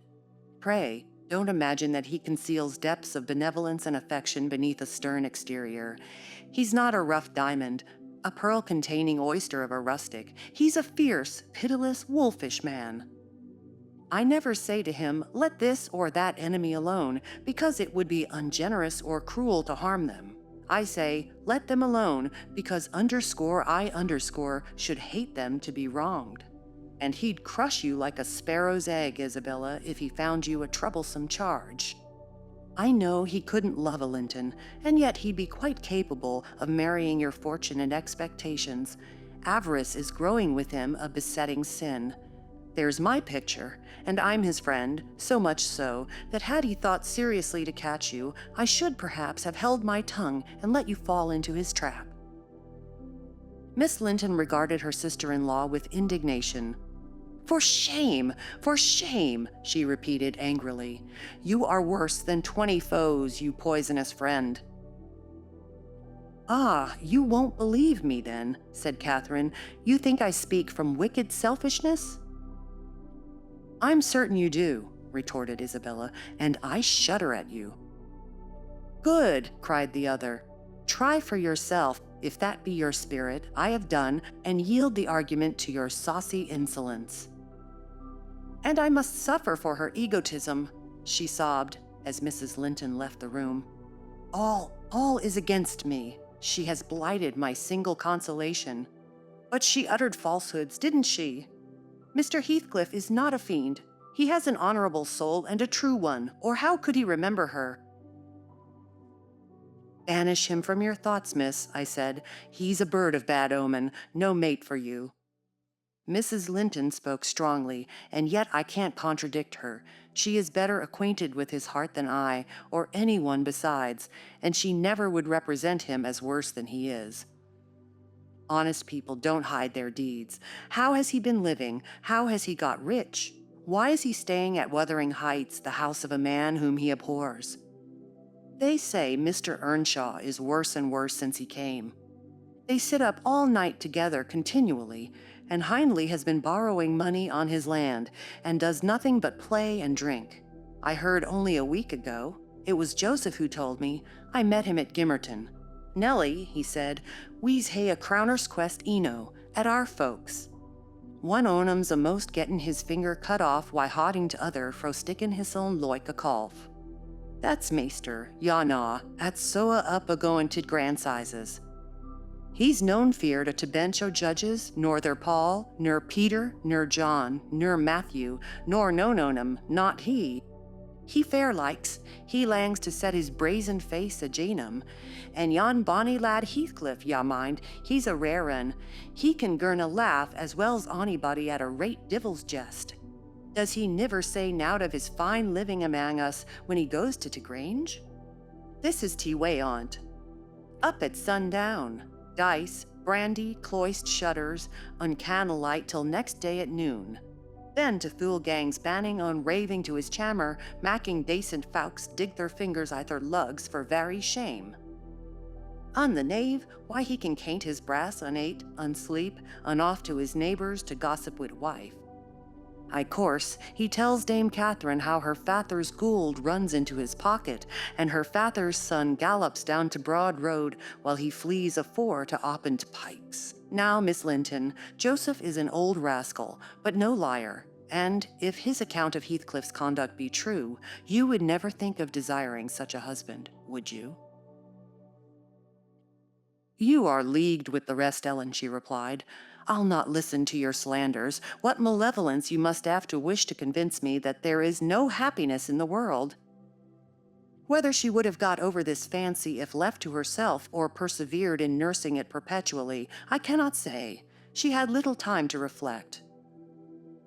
The day after, there was a justice meeting at the next town.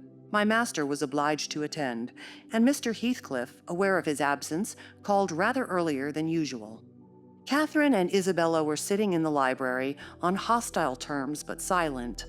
The latter alarmed at her recent indiscretion and the disclosure she had made of her secret feelings in a transient fit of passion, the former, on mature consideration, really offended with her companion, and, if she laughed again at her pertness, inclined to make it no laughing matter to underscore her underscore. She did laugh as she saw Heathcliff pass the window. I was sweeping the hearth, and I noticed a mischievous smile on her lips. Isabella, absorbed in her meditations or a book, remained till the door opened, and it was too late to attempt an escape, which she would gladly have done had it been practicable. "Come in, that's right," exclaimed the mistress gaily, pulling a chair to the fire. "Here are two people sadly in need of a third to thaw the ice between them, and you are the very one we should both of us choose." Heathcliff, I'm proud to show you at last somebody that dotes on you more than myself. I expect you to feel flattered. Nay, it's not Nellie. Don't look at her. My poor little sister-in-law is breaking her heart by mere contemplation of your physical and moral beauty. It lies in your own power to be Edgar's brother. No, no, Isabella, you shan't run off, she continued, arresting with feigned playfulness the confounded girl who had risen indignantly. We were quarreling like cats about you, Heathcliff, and I was fairly beaten in protestations of devotion and admiration, and moreover, I was informed that if I would but have the manners to stand aside, my rival, as she will have herself to be, would shoot a shaft into your soul that would fix you forever and send my image into eternal oblivion. Catherine, said Isabella, calling up her dignity and disdaining to struggle from the tight grasp that held her, I thank you to adhere to the truth and not slander me, even in joke. Mr. Heathcliff, be kind enough to bid this friend of yours release me. She forgets that you and I are not intimate acquaintances, and what amuses her is painful to me beyond expression. As the guest answered nothing but took his seat and looked thoroughly indifferent what sentiments she cherished concerning him, she turned and whispered an earnest appeal for liberty to her tormentor. By no means, cried Mrs. Linton in answer. I won't be named a dog in the manger again. You shall stay. Now then, Heathcliff, why don't you evince satisfaction at my pleasant news? Isabella swears that the love Edgar has for me is nothing to that she entertains for you. I'm sure she made some speech of the kind. Did she not, Ellen? And she has fasted ever since the day before yesterday's walk from sorrow and rage that I dispatched her out of your society under the idea of its being unacceptable. I think you belie her, said Heathcliff, twisting his chair to face them. She wishes to be out of my society now, at any rate. And he stared hard at the object of discourse, as one might do at a strange, repulsive animal, a centipede from the Indies, for instance, which curiosity leads one to examine in spite of the aversion it raises. The poor thing couldn't bear that. She grew white and red in rapid succession, and, while tears beaded her lashes, bent the strength of her small fingers to loosen the firm clutch of Catherine, and perceiving that as fast as she raised one finger off her arm, another closed down, and she could not remove the whole together, she began to make use of her nails, and their sharpness presently ornamented the detainers with crescents of red. There's a tigress, exclaimed Mrs. Linton, setting her free and shaking her hand with pain. Begone, for God's sake, and hide your vixen face. How foolish to reveal those talons to underscore him. Can't you fancy the conclusions he'll draw? Look, Heathcliff, they are instruments that will do execution. You must beware of your eyes. I'd wrench them off her fingers if they ever menaced me, he answered brutally when the door had closed after her. But what did you mean by teasing the creature in that manner, Cathy? You were not speaking the truth, were you? I assure you I was, she returned. She has been dying for your sake several weeks and raving about you this morning and pouring forth a deluge of abuse because I represented your failings in a plain light for the purpose of mitigating her adoration. But don't notice it further. I wished to punish her sauciness, that's all. I like her too well, my dear Heathcliff, to let you absolutely seize and devour her up, and I like her too ill to attempt it, said he, except in a very ghoulish fashion. You'd hear of odd things if I lived alone with that mawkish, waxen face.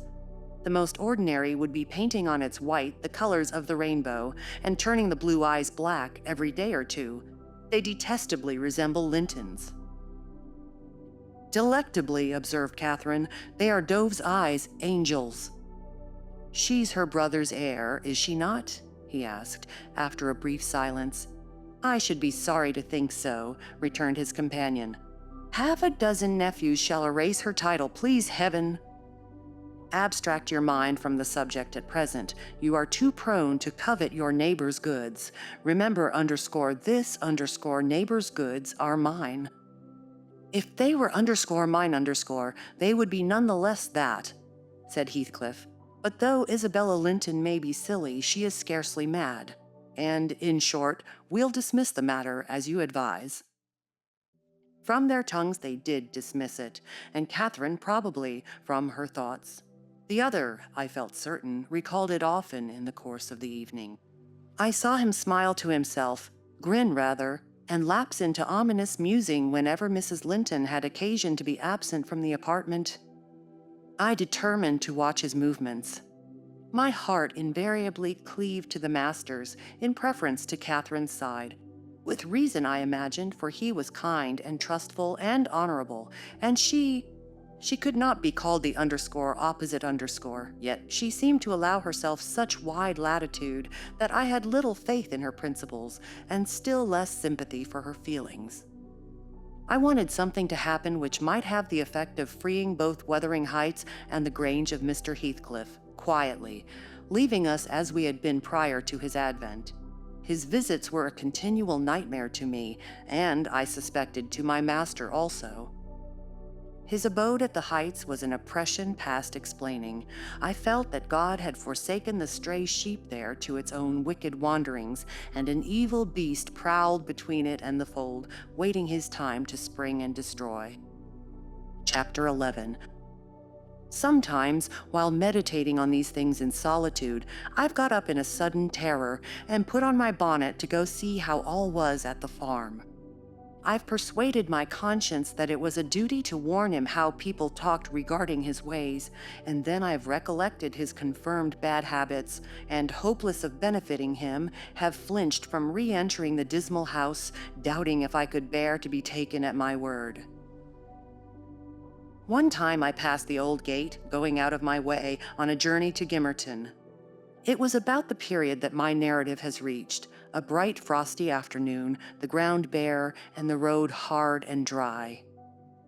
I came to a stone where the highway branches off onto the moor at your left hand, a rough sand pillar, with the letters WH cut on its north side, on the east, G, and on the southwest, TG. It serves as a guidepost to the Grange, the Heights, and village. The sun shone yellow on its gray head, reminding me of summer, and I cannot say why, but all at once a gush of child sensations flowed into my heart. Hindley and I held it a favorite spot 20 years before. I gazed long at the weather-worn block, and stooping down perceived a hole near the bottom, still full of snail shells and pebbles, which we were fond of storing there with more perishable things, and, as fresh as reality, it appeared that I beheld my early playmate seated on the withered turf, his dark, square head bent forward, and his little hand scooping out the earth with a piece of slate. "Poor Hindley!" I exclaimed involuntarily. I started. My bodily eye was cheated into a momentary belief that the child lifted its face and stared straight into mine. It vanished in a twinkling, but immediately I felt an irresistible yearning to be at the Heights. Superstition urged me to comply with this impulse. Supposing he should be dead, I thought, or should die soon, supposing it were a sign of death. The nearer I got to the house, the more agitated I grew, and on catching sight of it, I trembled in every limb. The apparition had outstripped me. It stood looking through the gate. That was my first idea on observing an elf-locked, brown-eyed boy setting his ruddy countenance against the bars. Further reflection suggested this must be Hareton, my Hareton, not altered greatly since I left him, 10 months since. "God bless thee, darling," I cried, forgetting instantaneously my foolish fears. "Hareton, it's Nellie. Nellie, thy nurse." He retreated out of arm's length and picked up a large flint. "I am come to see thy father, Hareton," I added, guessing from the action that Nellie, if she lived in his memory at all, was not recognized as one with me. He raised his missile to hurl it. I commenced a soothing speech, but could not stay his hand. The stone struck my bonnet, and then ensued, from the stammering lips of the little fellow, a string of curses which, whether he comprehended them or not, were delivered with practiced emphasis, and distorted his baby features into a shocking expression of malignity. You may be certain this grieved more than angered me. Fit to cry, I took an orange from my pocket and offered it to propitiate him. He hesitated, and then snatched it from my hold, as if he fancied I only intended to tempt and disappoint him. I showed another, keeping it out of his reach. "Who has taught you those fine words, my bairn?" I inquired. "The curate." "Damn the curate and thee, gee me that," he replied. "Tell us where you got your lessons, and you shall have it," said I. "Who's your master?" "Devil, Daddy," was his answer. "And what do you learn from Daddy?" I continued. He jumped at the fruit. I raised it higher. "What does he teach you?" I asked. "Naught," said he, "but to keep out of his gate. Daddy cannot bide me because I swear at him." "Ah, and the devil teaches you to swear at Daddy," I observed. Nay," he drawled. "Who then?" "Heathcliff." I asked if he liked Mr. Heathcliff.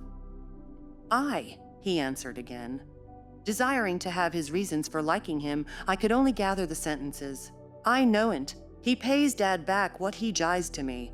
He curses Daddy for cursing me. He says I mun do as I will." "And the curate does not teach you to read and write, then?" I pursued. "No, I was told the curate should have his teeth dashed down his throat if he stepped over the threshold. Heathcliff had promised that." I put the orange in his hand and bade him tell his father that a woman called Nellie Dean was waiting to speak with him by the garden gate. He went up the walk and entered the house, but instead of Hindley, Heathcliff appeared on the doorstones, and I turned directly and ran down the road as hard as ever I could race, making no halt till I gained the guidepost and feeling as scared as if I had raised a goblin. This is not much connected with Miss Isabella's affair, except that it urged me to resolve further on mounting vigilant guard and doing my utmost to check the spread of such bad influence at the Grange, even though I should wake a domestic storm by thwarting Mrs. Linton's pleasure. The next time Heathcliff came, my young lady chanced to be feeding some pigeons in the court. She had never spoken a word to her sister-in-law for 3 days, but she had likewise dropped her fretful complaining, and we found it a great comfort. Heathcliff had not the habit of bestowing a single unnecessary civility on Miss Linton, I knew. Now, as soon as he beheld her, his first precaution was to take a sweeping survey of the house front. I was standing by the kitchen window, but I drew out of sight. He then stepped across the pavement to her and said something. She seemed embarrassed and desirous of getting away. To prevent it, he laid his hand on her arm. She averted her face. He apparently put some question which she had no mind to answer. There was another rapid glance at the house, and supposing himself unseen, the scoundrel had the impudence to embrace her. "Judas, traitor!" I ejaculated. "You are a hypocrite too, are you? A deliberate deceiver." "Who is Nellie?" said Catherine's voice at my elbow. I had been over-intent on watching the pair outside to mark her entrance. "Your worthless friend," I answered warmly. "The sneaking rascal yonder." "Ah, he has caught a glimpse of us. He is coming in. I wonder will he have the heart to find a plausible excuse for making love to Miss when he told you he hated her." Mrs. Linton saw Isabella tear herself free and run into the garden, and a minute after, Heathcliff opened the door. I couldn't withhold giving some loose to my indignation.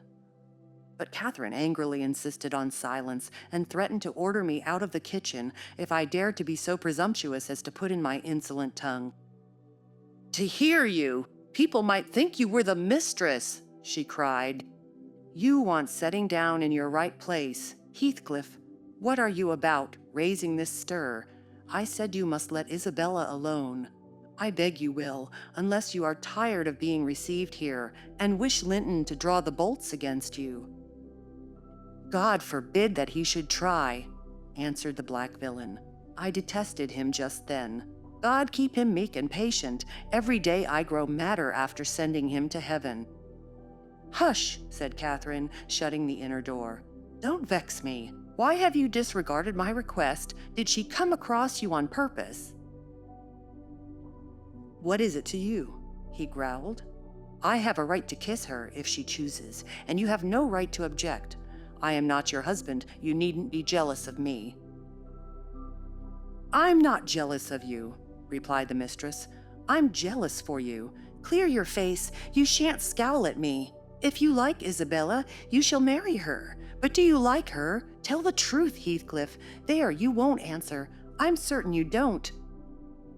"And would Mr. Linton approve of his sister marrying that man?" I inquired. "Mr. Linton should approve," returned my lady decisively. "He might spare himself the trouble," said Heathcliff. "I could do as well without his approbation. And as to you, Catherine, I have a mind to speak a few words now while we are at it. I want you to be aware that I know you have treated me infernally. Infernally. Do you hear? And if you flatter yourself that I don't perceive it, you are a fool. And if you think I can be consoled by sweet words, you are an idiot. And if you fancy I'll suffer unrevenged, I'll convince you of the contrary in a very little while. Meantime, thank you for telling me your sister-in-law's secret. I swear I'll make the most of it, and stand you aside." "What new phase of his character is this?" exclaimed Mrs. Linton in amazement. "I've treated you infernally, and you'll take your revenge. How will you take it, ungrateful brute? How have I treated you infernally?" "I seek no revenge on you," replied Heathcliff less vehemently. "That's not the plan. The tyrant grinds down his slaves, and they don't turn against him. They crush those beneath them. You are welcome to torture me to death for your amusement. Only allow me to amuse myself a little in the same style, and refrain from insult as much as you are able. Having leveled my palace, don't erect a hovel and complacently admire your own charity in giving me that for a home. If I imagined you really wished me to marry Isabel, I'd cut my throat." "Oh, the evil is that I am not jealous, is it?" cried Catherine. "Well, I won't repeat my offer of a wife. It is as bad as offering Satan a lost soul. Your bliss lies, like his, in inflicting misery. You prove it. Edgar is restored from the ill temper he gave way to at your coming. I begin to be secure and tranquil, and you, restless to know us at peace, appear resolved on exciting a quarrel. Quarrel with Edgar, if you please, Heathcliff, and deceive his sister. You'll hit on exactly the most efficient method of revenging yourself on me." The conversation ceased.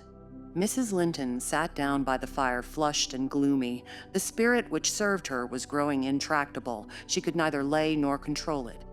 He stood on the hearth with folded arms, brooding on his evil thoughts, and in this position I left them to seek the master, who was wondering what kept Catherine below so long. "Ellen," said he when I entered, "have you seen your mistress?" "Yes, she's in the kitchen, sir," I answered. "She's sadly put out by Mr. Heathcliff's behavior, and indeed, I do think it's time to arrange his visits on another footing. There's harm in being too soft, and now it's come to this." And I related the scene in the court, and, as near as I dared, the whole subsequent dispute. I fancied it could not be very prejudicial to Mrs. Linton, unless she made it so afterwards by assuming the defensive for her guest. Edgar Linton had difficulty in hearing me to the close. His first words revealed that he did not clear his wife of blame. "This is insufferable," he exclaimed. "It is disgraceful that she should own him for a friend and force his company on me. Call me 2 men out of the hall, Ellen. Catherine shall linger no longer to argue with the low ruffian. I have humored her enough." He descended, and bidding the servants wait in the passage, went, followed by me, to the kitchen. Its occupants had recommenced their angry discussion. Mrs. Linton, at least, was scolding with renewed vigor. Heathcliff had moved to the window and hung his head, somewhat cowed by her violent rating, apparently. He saw the master first, and made a hasty motion that she should be silent, which she obeyed, abruptly, on discovering the reason of his intimation. "How is this?" said Linton, addressing her. "What notion of propriety must you have to remain here, after the language which has been held to you by that blackguard?" I suppose because it is his ordinary talk, you think nothing of it.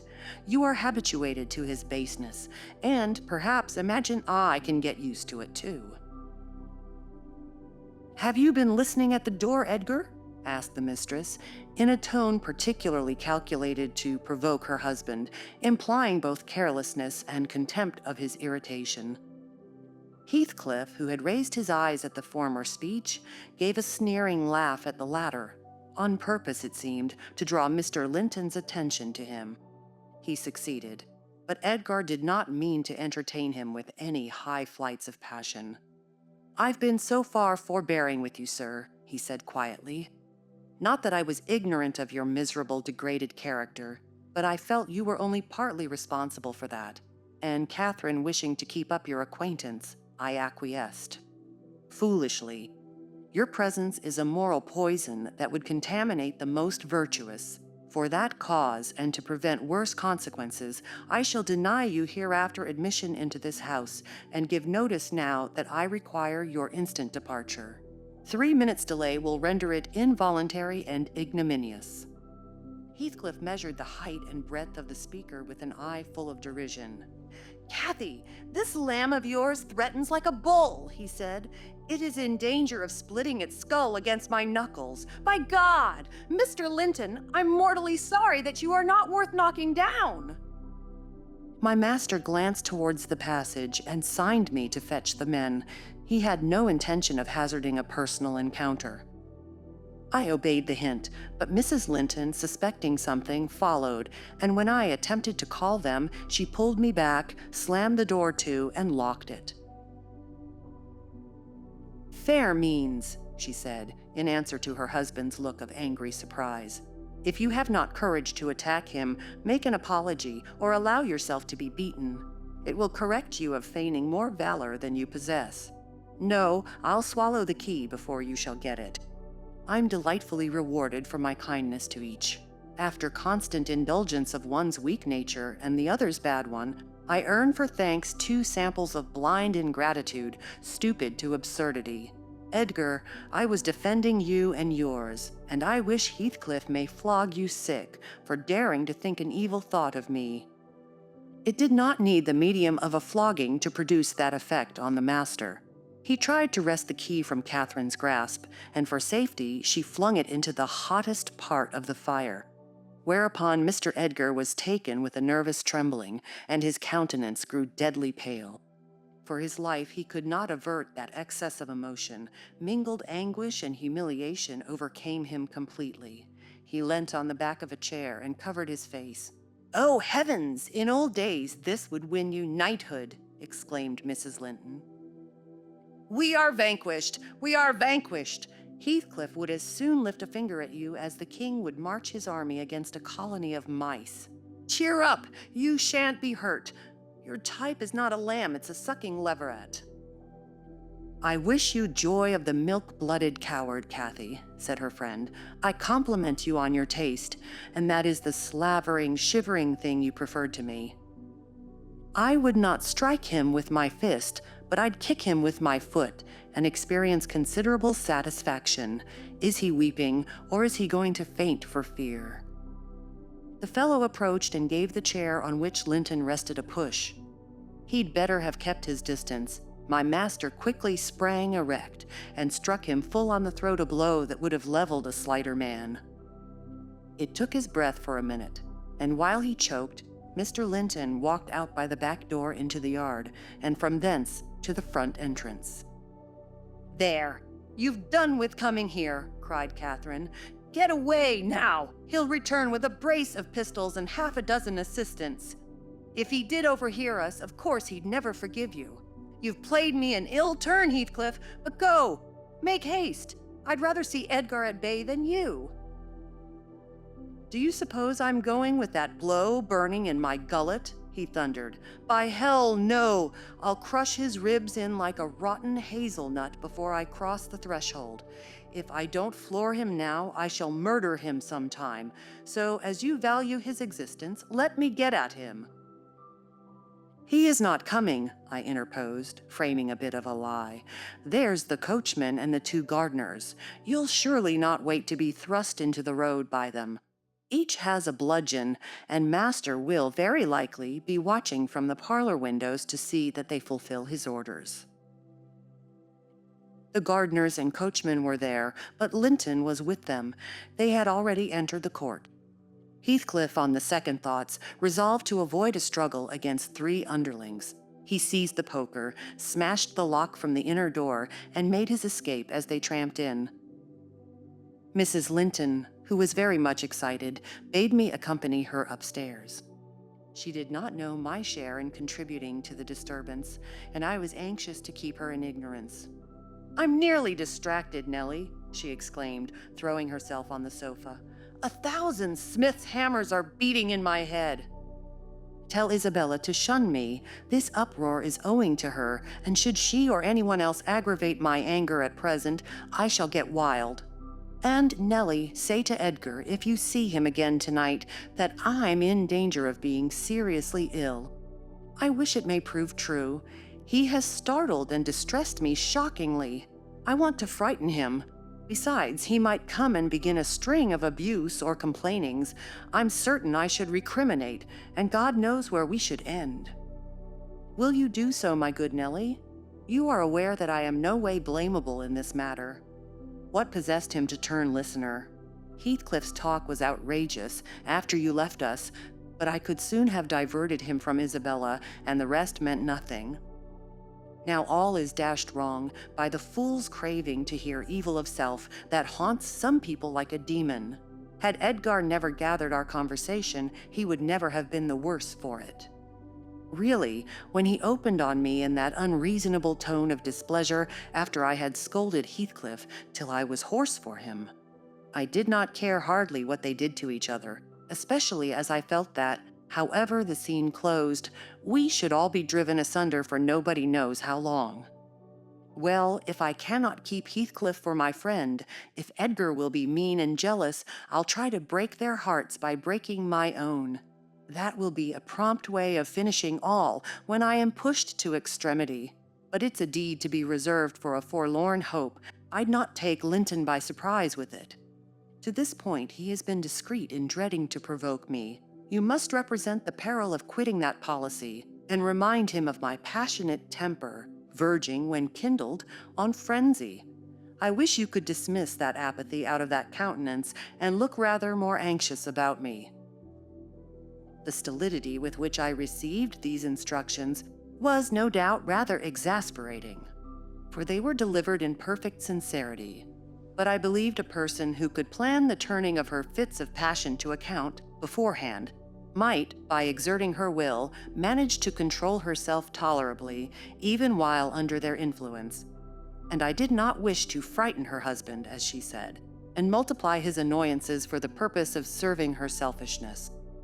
Therefore I said nothing when I met the master coming towards the parlor, but I took the liberty of turning back to listen whether they would resume their quarrel together.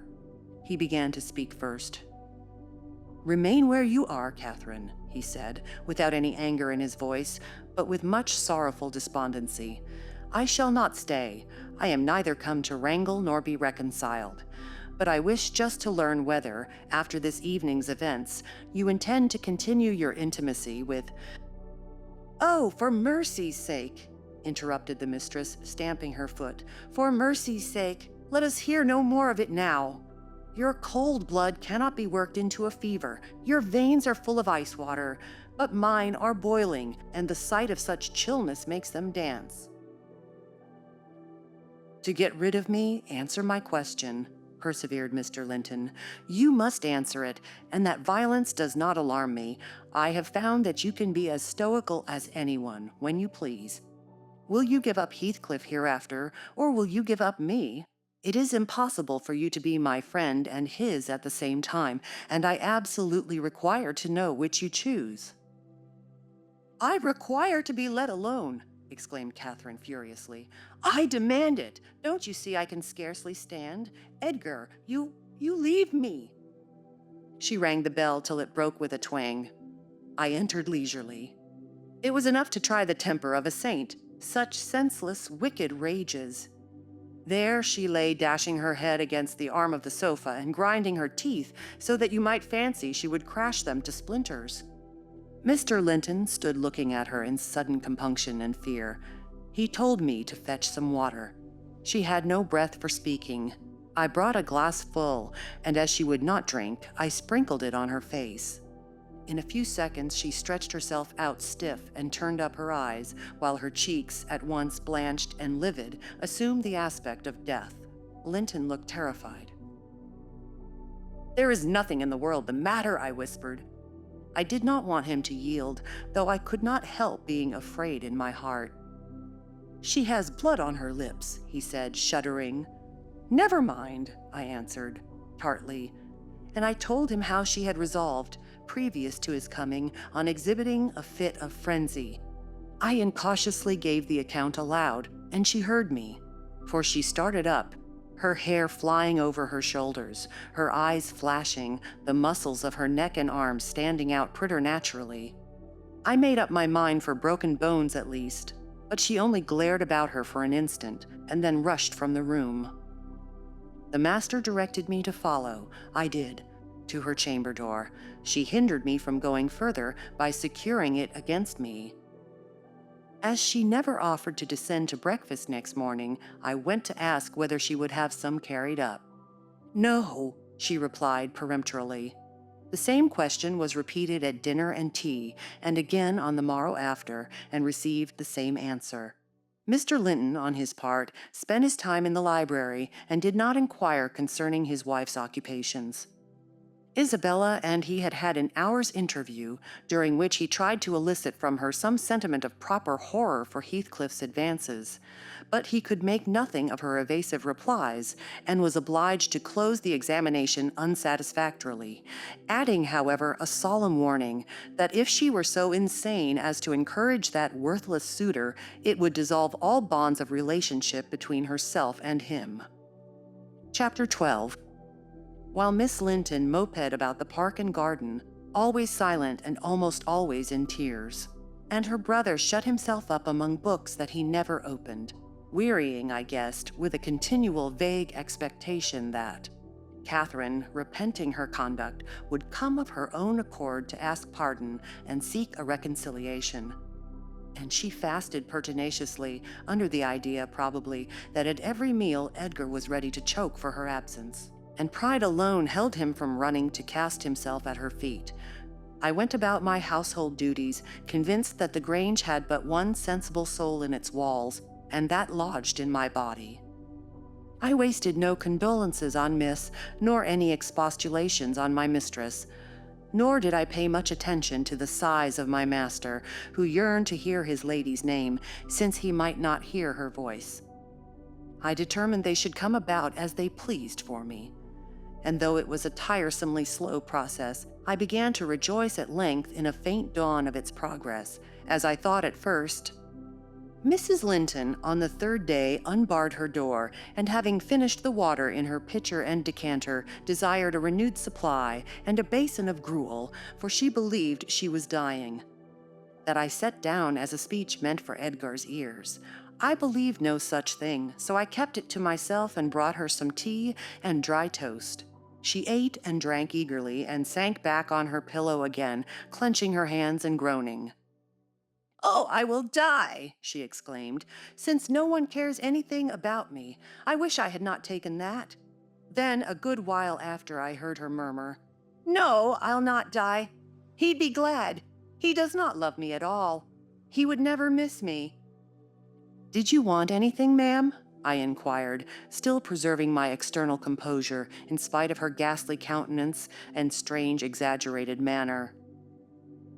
"What is that apathetic being doing?" she demanded, pushing the thick entangled locks from her wasted face. "Has he fallen into a lethargy, or is he dead?" "Neither," replied I, "if you mean Mr. Linton. He's tolerably well, I think, though his studies occupy him rather more than they ought. He is continually among his books, since he has no other society." I should not have spoken so if I had known her true condition, but I could not get rid of the notion that she acted a part of her disorder. "Among his books!" she cried, confounded. "And I dying! I on the brink of the grave!" "My God! Does he know how I'm altered?" continued she, staring at her reflection in a mirror hanging against the opposite wall. "Is that Catherine Linton? He imagines me in a pet, in play perhaps. Cannot you inform him that it is frightful earnest? Nellie, if it be not too late, as soon as I learn how he feels, I'll choose between these two. Either to starve at once, that would be no punishment unless he had a heart, or to recover and leave the country. Are you speaking the truth about him now? Take care. Is he actually so utterly indifferent for my life?" "Why, ma'am," I answered, "the master has no idea of your being deranged, and of course he does not fear that you will let yourself die of hunger." "You think not? Cannot you tell him I will?" she returned. "Persuade him. Speak of your own mind. Say you are certain I will." "No, you forget, Mrs. Linton," I suggested, "that you have eaten some food with a relish this evening, and tomorrow you will perceive its good effects." "If I were only sure it would kill him," she interrupted, "I'd kill myself directly. These 3 awful nights I've never closed my lids, and oh, I've been tormented. I've been haunted, Nellie." "But I begin to fancy you don't like me. How strange! I thought though everybody hated and despised each other, they could not avoid loving me, and they have all turned to enemies in a few hours." "They have, I'm positive. The people here. How dreary to meet death, surrounded by their cold faces. Isabella, terrified and repelled, afraid to enter the room. It would be so dreadful to watch Catherine go. And Edgar standing solemnly by to see it over, then offering prayers of thanks to God for restoring peace to his house and going back to his books. What in the name of all that feels has he to do with books when I am dying?" She could not bear the notion which I had put into her head of Mr. Linton's philosophical resignation. Tossing about, she increased her feverish bewilderment to madness and tore the pillow with her teeth, then raising herself up, all burning, desired that I would open the window. We were in the middle of winter, the wind blew strong from the northeast, and I objected. Both the expressions flitting over her face and the changes of her moods began to alarm me terribly, and brought to my recollection her former illness and the doctor's injunction that she should not be crossed. A minute previously she was violent. Now, supported on one arm, and not noticing my refusal to obey her, she seemed to find childish diversion in pulling the feathers from the rents she had just made, and ranging them on the sheet according to their different species. Her mind had strayed to other associations. "That's a turkey's," she murmured to herself, "and this is a wild duck's, and this is a pigeon's. Ah, they put pigeon's feathers in the pillows. No wonder I couldn't die. Let me take care to throw it on the floor when I lie down. And here is a moorcock's, and this, I should know it among 1,000. It's a lapwing's. Bonny bird, wheeling over our heads in the middle of the moor. It wanted to get to its nest, for the clouds had touched the swells, and it felt rain coming. This feather was picked up from the heath. The bird was not shot. We saw its nest in the winter, full of little skeletons. Heathcliff set a trap over it, and the old ones dared not come. I made him promise he'd never shoot a lapwing after that, and he didn't. Yes, here are more. Did he shoot my lapwings, Nellie? Are they red, any of them? Let me look." "Give over with that baby work," I interrupted, dragging the pillow away and turning the holes towards the mattress, for she was removing its contents by handfuls. "Lie down and shut your eyes. You're wandering. There's a mess. The down is flying about like snow."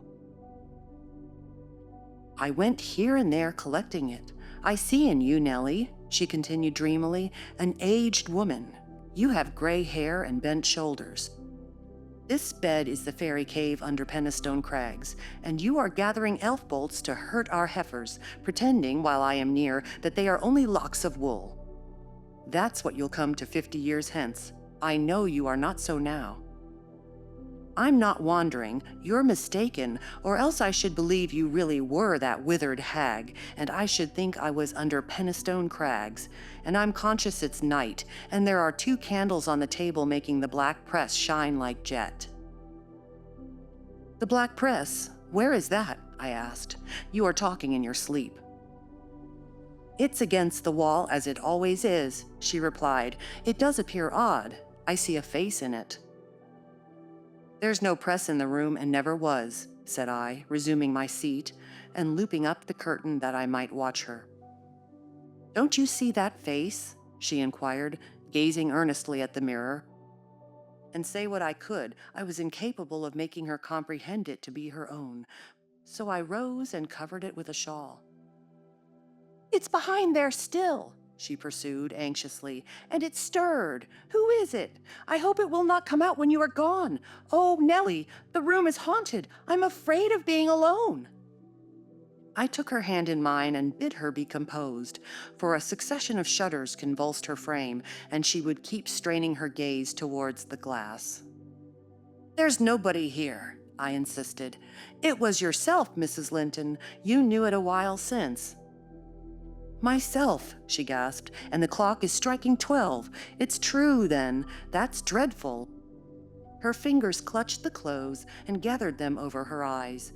I attempted to steal to the door with an intention of calling her husband, but I was summoned back by a piercing shriek. The shawl had dropped from the frame. "Why, what is the matter?" cried I. "Who is coward now? Wake up. That is the glass. The mirror, Mrs. Linton, and you see yourself in it, and there am I too by your side." Trembling and bewildered, she held me fast, but the horror gradually passed from her countenance. Its paleness gave place to a glow of shame. "Oh dear, I thought I was at home," she sighed. "I thought I was lying in my chamber at Wuthering Heights. Because I'm weak, my brain got confused, and I screamed unconsciously. Don't say anything, but stay with me. I dread sleeping. My dreams appall me." "A sound sleep would do you good, ma'am," I answered, "and I hope this suffering will prevent your trying starving again."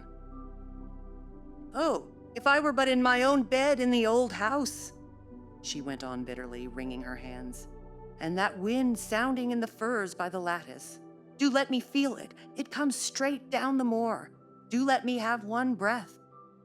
To pacify her, I held the casement ajar a few seconds.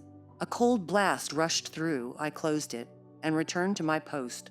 She lay still now, her face bathed in tears. Exhaustion of body had entirely subdued her spirit. Our fiery Catherine was no better than a wailing child. "How long is it since I shut myself in here?" she asked, suddenly reviving. "It was Monday evening," I replied, "and this is Thursday night, or rather Friday morning at present." "What, of the same week?" she exclaimed. "Only that brief time." "Long enough to live on nothing but cold water and ill temper," observed I. "Well, it seems a weary number of hours," she muttered doubtfully. "It must be more. I remember being in the parlor after they had quarreled, and Edgar being cruelly provoking, and me running into this room desperate. As soon as ever I had barred the door, utter blackness overwhelmed me, and I fell on the floor. I couldn't explain to Edgar how certain I felt of having a fit, or going raging mad, if he persisted in teasing me. I had no command of tongue or brain, and he did not guess my agony, perhaps. It barely left me sense to try to escape from him and his voice. Before I recovered sufficiently to see and hear, it began to be dawn, and, Nellie, I'll tell you what I thought, and what has kept recurring and recurring till I feared for my reason. I thought, as I lay there, with my head against that table leg, and my eyes dimly discerning the gray square of the window, that I was enclosed in the oak-paneled bed at home, and my heart ached with some great grief which, just waking, I could not recollect. I pondered and worried myself to discover what it could be, and, most strangely, the whole last 7 years of my life grew a blank. I did not recall that they had been at all. I was a child, my father was just buried, and my misery arose from the separation that Hindley had ordered between me and Heathcliff. I was laid alone for the first time, and rousing from a dismal doze after a night of weeping, I lifted my hand to push the panels aside. It struck the tabletop. I swept it along the carpet, and then memory burst in. My late anguish was swallowed in a paroxysm of despair. I cannot say why I felt so wildly wretched. It must have been temporary derangement, for there is scarcely cause. But supposing at 12 years old I had been wrenched from the heights and every early association, and my all in all, as Heathcliff was at that time, and been converted at a stroke into Mrs. Linton, the lady of Thrushcross Grange, and the wife of a stranger, an exile and outcast thenceforth from what had been my world. You may fancy a glimpse of the abyss where I groveled. Shake your head as you will, Nellie. You have helped to unsettle me. You should have spoken to Edgar, indeed you should, and compelled him to leave me quiet. Oh, I'm burning. I wish I were out of doors. I wish I were a girl again, half savage and hardy and free, and laughing at injuries, not maddening under them. Why am I so changed? Why does my blood rush into a hell of tumult at a few words? I'm sure I should be myself were I once among the heather on those hills. Open the window again wide. Fasten it open. Quick, why don't you move? Because I won't give you your death of cold, I answered. You won't give me a chance of life, you mean, she said sullenly. However, I'm not helpless yet. I'll open it myself. And sliding from the bed before I could hinder her, she crossed the room, walking very uncertainly, threw it back, and bent out, careless of the frosty air that cut about her shoulders as keen as a knife.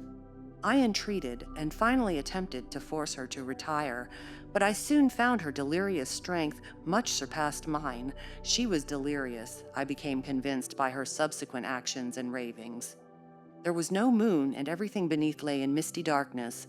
Not a light gleamed from any house, far or near. All had been extinguished long ago, and those at Wuthering Heights were never visible. Still, she asserted she caught their shining. Look, she cried eagerly. That's my room with a candle in it and the tree swaying before it. And the other candle is in Joseph's garret. Joseph sits up late, doesn't he? He's waiting till I come home that he may lock the gate. Well, he'll wait a while yet. It's a rough journey, and a sad heart to travel it, and we must pass by Gimmerton Kirk to go that journey. We've braved its ghosts often together, and dared each other to stand among the graves and ask them to come. But, Heathcliff, if I dare you now, will you venture? If you do, I'll keep you. I'll not lie there by myself. They may bury me 12 feet deep and throw the church down over me, but I won't rest till you are with me. I never will. She paused and resumed with a strange smile. He's considering. He'd rather I'd come to him. Find a way, then. Not through that kirkyard. You are slow. Be content. You always followed me. Perceiving it vain to argue against her insanity, I was planning how I could reach something to wrap about her without quitting my hold of herself, for I could not trust her alone by the gaping lattice, when, to my consternation, I heard the rattle of the door handle, and Mr. Linton entered. He had only then come from the library, and, in passing through the lobby, had noticed our talking and been attracted by curiosity or fear to examine what it signified at that late hour. "Oh, sir," I cried, checking the exclamation risen to his lips at the sight which met him and the bleak atmosphere of the chamber. "My poor mistress is ill, and she quite masters me. I cannot manage her at all. Pray come and persuade her to go to bed. Forget your anger, for she's hard to guide any way but her own."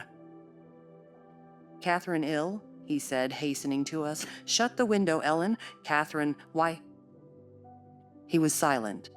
The haggardness of Mrs. Linton's appearance smote him speechless, and he could only glance from her to me in horrified astonishment. "She's been fretting here," I continued, "and eating scarcely anything, and never complaining. She would admit none of us till this evening, and so we couldn't inform you of her state, as we were not aware of it ourselves, but it is nothing." I felt I uttered my explanations awkwardly. The master frowned. "It is nothing, is it, Ellen Dean?" he said sternly. "You shall account more clearly for keeping me ignorant of this." And he took his wife in his arms and looked at her with anguish. At first she gave him no glance of recognition. He was invisible to her abstracted gaze. The delirium was not fixed, however. Having weaned her eyes from contemplating the outer darkness, by degrees she centered her attention on him and discovered who it was that held her. "Ah, you are come, are you, Edgar Linton?" she said with angry animation. "You are one of those things that are ever found when least wanted, and when you are wanted, never. I suppose we shall have plenty of lamentations now. I see we shall. But they can't keep me from my narrow home out yonder, my resting place, where I'm bound before spring is over. There it is, not among the Lintons, mind, under the chapel roof, but in the open air, with a headstone, and you may please yourself whether you go to them or come to me." "Catherine, what have you done?" commenced the master. "Am I nothing to you any more? Do you love that wretch Heath?" "Hush!" cried Mrs. Linton. "Hush! This moment! You mention that name, and I end the matter instantly by a spring from the window. What you touch at present you may have, but my soul will be on that hilltop before you lay hands on me again. I don't want you, Edgar. I'm past wanting you. Return to your books. I'm glad you possess a consolation, for all you had in me is gone." "Her mind wanders, sir," I interposed. "She has been talking nonsense the whole evening, but let her have quiet and proper attendance, and she'll rally. Hereafter we must be cautious how we vex her." "I desire no further advice from you," answered Mr. Linton. "You knew your mistress's nature, and you encouraged me to harass her, and not to give me one hint of how she has been these 3 days. It was heartless. Months of sickness could not cause such a change." I began to defend myself, thinking it too bad to be blamed for another's wicked waywardness. "I knew Mrs. Linton's nature to be headstrong and domineering," cried I, "but I didn't know that you wished to foster her fierce temper." "I didn't know that, to humor her, I should wink at Mr. Heathcliff. I performed the duty of a faithful servant in telling you, and I have got a faithful servant's wages. Well, it will teach me to be careful next time. Next time you may gather intelligence for yourself." "The next time you bring a tale to me, you shall quit my service, Elendine," he replied. "You'd rather hear nothing about it, I suppose, then, Mr. Linton," said I. "Heathcliff has your permission to come according to Miss, and to drop in at every opportunity your absence offers, on purpose to poison the mistress against you." Confused as Catherine was, her wits were alert at applying our conversation. "Ah, Nellie has played traitor!" she exclaimed passionately.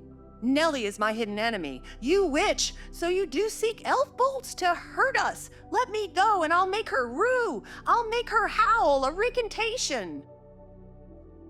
A maniac's fury kindled under her brows. She struggled desperately to disengage herself from Linton's arms. I felt no inclination to tarry the event, and resolving to seek medical aid on my own responsibility, I quitted the chamber. In passing the garden to reach the road, at a place where a bridle hook is driven into the wall, I saw something white moved irregularly, evidently by another agent than the wind. Notwithstanding my hurry, I stayed to examine it, lest ever after I should have the conviction impressed on my imagination that it was a creature of the other world. My surprise and perplexity were great on discovering, by touch more than vision, Miss Isabella's Springer, Fanny, suspended by a handkerchief and nearly at its last gasp. I quickly released the animal and lifted it into the garden. I had seen it follow its mistress upstairs when she went to bed, and wondered much how it could have got out there and what mischievous person had treated it so.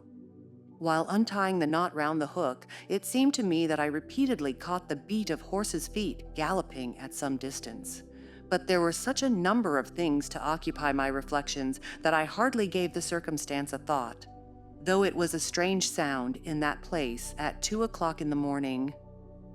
Mr. Kenneth was fortunately just issuing from his house to see a patient in the village as I came up the street. and my account of Catherine Linton's malady induced him to accompany me back immediately. He was a plain, rough man, and he made no scruple to speak his doubts of her surviving this second attack, unless she were more submissive to his directions than she had shown herself before. "Nellie Dean," said he, "I can't help fancying there's an extra cause for this. What has there been to do at the Grange? We've odd reports up here. A stout, hearty lass like Catherine does not fall ill for a trifle, and that sort of people should not either. It's hard work bringing them through fevers and such things. How did it begin?" "The master will inform you," I answered, "but you are acquainted with the Earnshaw's violent dispositions, and Mrs. Linton caps them all. I may say this. It commenced in a quarrel. She was struck during a tempest of passion with a kind of fit. That's her account, at least, for she flew off in the height of it and locked herself up. Afterwards she refused to eat, and now she alternately raves and remains in a half-dream, knowing those about her, but having her mind filled with all sorts of strange ideas and illusions." "Mr. Linton will be sorry," observed Kenneth interrogatively. "Sorry? He'll break his heart should anything happen," I replied. "Don't alarm him more than necessary." "Well, I told him to beware," said my companion, "and he must bide the consequences of neglecting my warning. Hasn't he been intimate with Mr. Heathcliff lately?" "Heathcliff frequently visits at the Grange," answered I, "though more on the strength of the mistress having known him when a boy than because the master likes his company. At present he's discharged from the trouble of calling, owing to some presumptuous aspirations after Miss Linton which he manifested. I hardly think he'll be taken in again." "And does Miss Linton turn a cold shoulder on him?" was the doctor's next question. "I'm not in her confidence," returned I, reluctant to continue the subject. "No, she's a sly one," he remarked, shaking his head. "She keeps her own counsel, but she's a real little fool. I have it from good authority that last night, and a pretty night it was, she and Heathcliff were walking in the plantation at the back of your house above 2 hours, and he pressed her not to go in again, but just mount his horse and away with him. My informant said she could only put him off by pledging her word of honor to be prepared on their first meeting after that. When it was to be, he didn't hear, but you urge Mr. Linton to look sharp." This news filled me with fresh fears. I outstripped Kenneth and ran most of the way back. The little dog was yelping in the garden yet. I spared a minute to open the gate for it, but instead of going to the house door, it coursed up and down, snuffing the grass, and would have escaped to the road had I not seized it and conveyed it in with me. On ascending to Isabella's room, my suspicions were confirmed. It was empty. Had I been a few hours sooner, Mrs. Linton's illness might have arrested her rash step. But what could be done now? There was a bare possibility of overtaking them if pursued instantly. I could not pursue them, however, and I dared not rouse the family and fill the place with confusion, still less unfold the business to my master, absorbed as he was in his present calamity, and having no heart to spare for a second grief. I saw nothing for it but to hold my tongue and suffer matters to take their course, and Kenneth being arrived, I went with a badly composed countenance to announce him. Catherine lay in a troubled sleep. Her husband had succeeded in soothing the excess of frenzy. He now hung over her pillow, watching every shade and every change of her painfully expressive features. The doctor, on examining the case for himself, spoke hopefully to him of its having a favorable termination if we could only preserve around her perfect and constant tranquility. To me, he signified the threatening danger was not so much death as permanent alienation of intellect. I did not close my eyes that night, nor did Mr. Linton. Indeed, we never went to bed, and the servants were all up long before the usual hour, moving through the house with stealthy tread, and exchanging whispers as they encountered each other in their vocations. Everyone was active but Miss Isabella, and they began to remark how sound she slept. Her brother, too, asked if she had risen and seemed impatient for her presence and hurt that she showed so little anxiety for her sister-in-law. I trembled lest he should send me to call her, but I was spared the pain of being the first proclaimant of her flight. One of the maids, a thoughtless girl who had been on an early errand to Gimmerton, came panting upstairs, open-mouthed, and dashed into the chamber, crying, "Oh, dear, dear, what mun we have next? Master, master, our young lady!" "Hold your noise," cried I hastily, enraged at her clamorous manner. "Speak lower, Mary. What is the matter?" said Mr. Linton. "What ails your young lady?" "She's gone! She's gone! Yon Heathcliff's run off wi' her!" gasped the girl. "That is not true!" exclaimed Linton, rising in agitation. "It cannot be! How has the idea entered your head? Elendine, go and seek her! It is incredible! It cannot be!" As he spoke, he took the servant to the door, and then repeated his demand to know her reasons for such an assertion. "Why, I met on the road a lad that fetches milk here," she stammered, "and he asked whether we weren't in trouble at the Grange." I thought he meant for Mrs.'s sickness, so I answered, "Yes." Then says he, "There's somebody gone after him, I guess." I stared. He saw I knew naught about it, and he told how a gentleman and lady had stopped to have a horse's shoe fastened at a blacksmith shop 2 miles out of Gimmerton not very long after midnight, and how the blacksmith's lass had got up to spy who they were. She knew them both directly. And she noticed the man. Heathcliff it was, she felt certain. Nobody could mistake him, besides, put a sovereign in her father's hand for payment.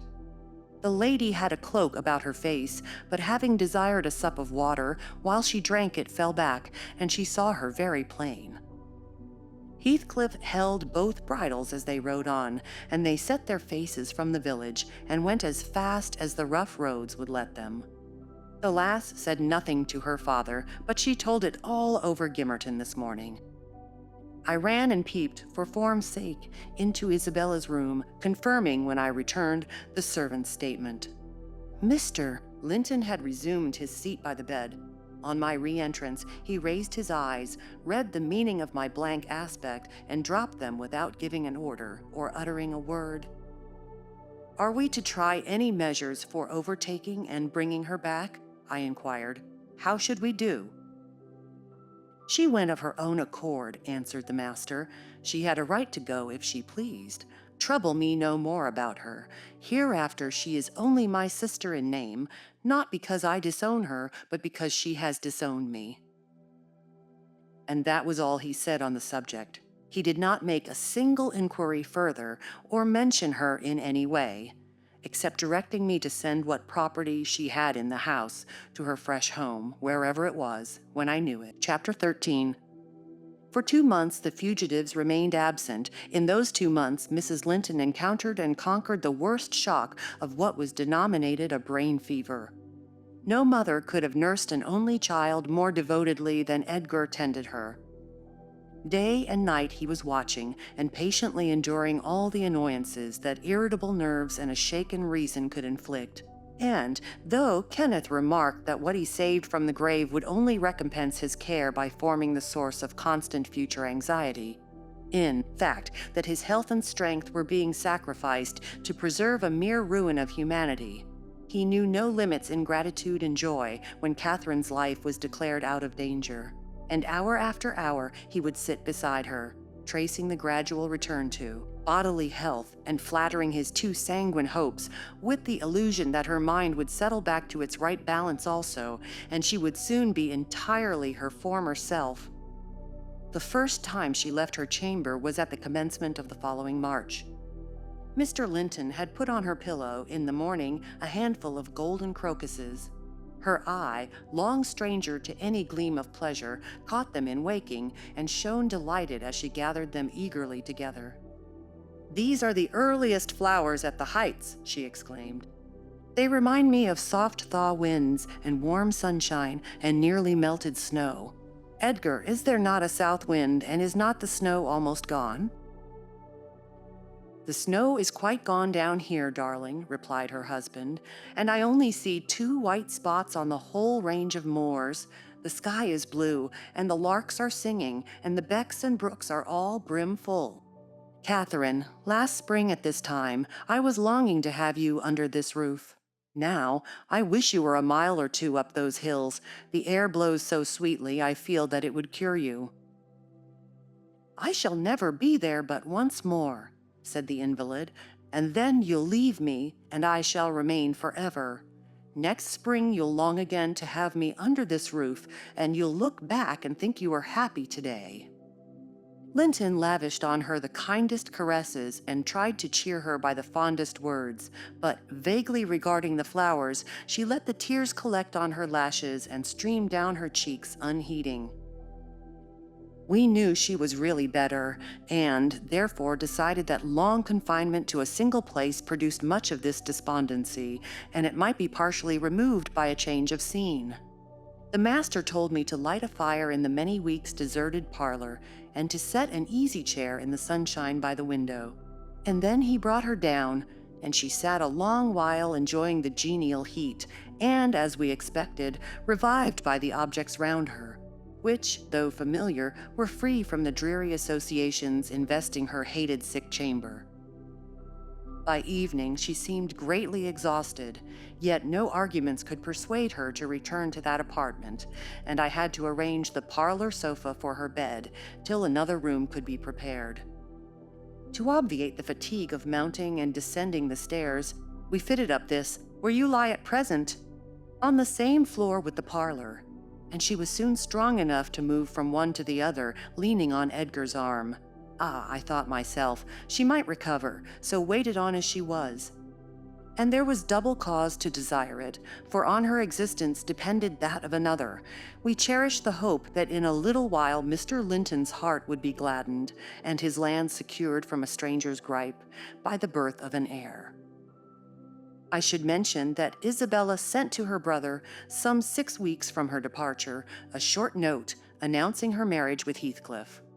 It appeared dry and cold, but at the bottom was dotted in with pencil an obscure apology and an entreaty for kind remembrance and reconciliation, if her proceeding had offended him, asserting that she could not help it then, and being done, she had now no power to repeal it. Linton did not reply to this, I believe, and in a fortnight more I got a long letter, which I considered odd, coming from the pen of a bride just out of the honeymoon. I'll read it, for I keep it yet. Any relic of the dead is precious, if they were valued living. Dearellen, it begins. I came last night to Wuthering Heights, and heard for the first time that Catherine has been, and is yet, very ill. I must not write to her, I suppose, and my brother is either too angry or too distressed to answer what I sent him. Still, I must write to somebody, and the only choice left me is you. For my daughter, that I'd give the world to see his face again, that my heart returned to Thrushcross Grange in 24 hours after I left it, and is there at this moment, full of warm feelings for him and Catherine. I can't follow it, though. These words are underlined. They need not expect me, and they may draw what conclusions they please, taking care, however, to lay nothing at the door of my weak will or deficient affection. The remainder of the letter is for yourself alone. I want to ask you 2 questions. The first is, how did you contrive to preserve the common sympathies of human nature when you resided here? I cannot recognize any sentiment which those around share with me. The second question I have great interest in. It is this: is Mr. Heathcliff a man? If so, is he mad? And if not, is he a devil? I shan't tell my reasons for making this inquiry, but I beseech you to explain, if you can, what I have married. That is, when you call to see me, and you must call, Ellen, very soon. Don't write, but come, and bring me something from Edgar. Now, you shall hear how I have been received in my new home, as I am led to imagine the Heights will be. It is to amuse myself that I dwell on such subjects as the lack of external comforts. They never occupy my thoughts except at the moment when I miss them. I should laugh and dance for joy if I found their absence was the total of my miseries, and the rest was an unnatural dream. The sun set behind the grange as we turned onto the moors. By that, I judged it to be 6 o'clock, and my companion halted half an hour to inspect the park and the gardens, and probably the place itself, as well as he could. So it was dark when we dismounted in the paved yard of the farmhouse, and your old fellow servant, Joseph, issued out to receive us by the light of a dip candle.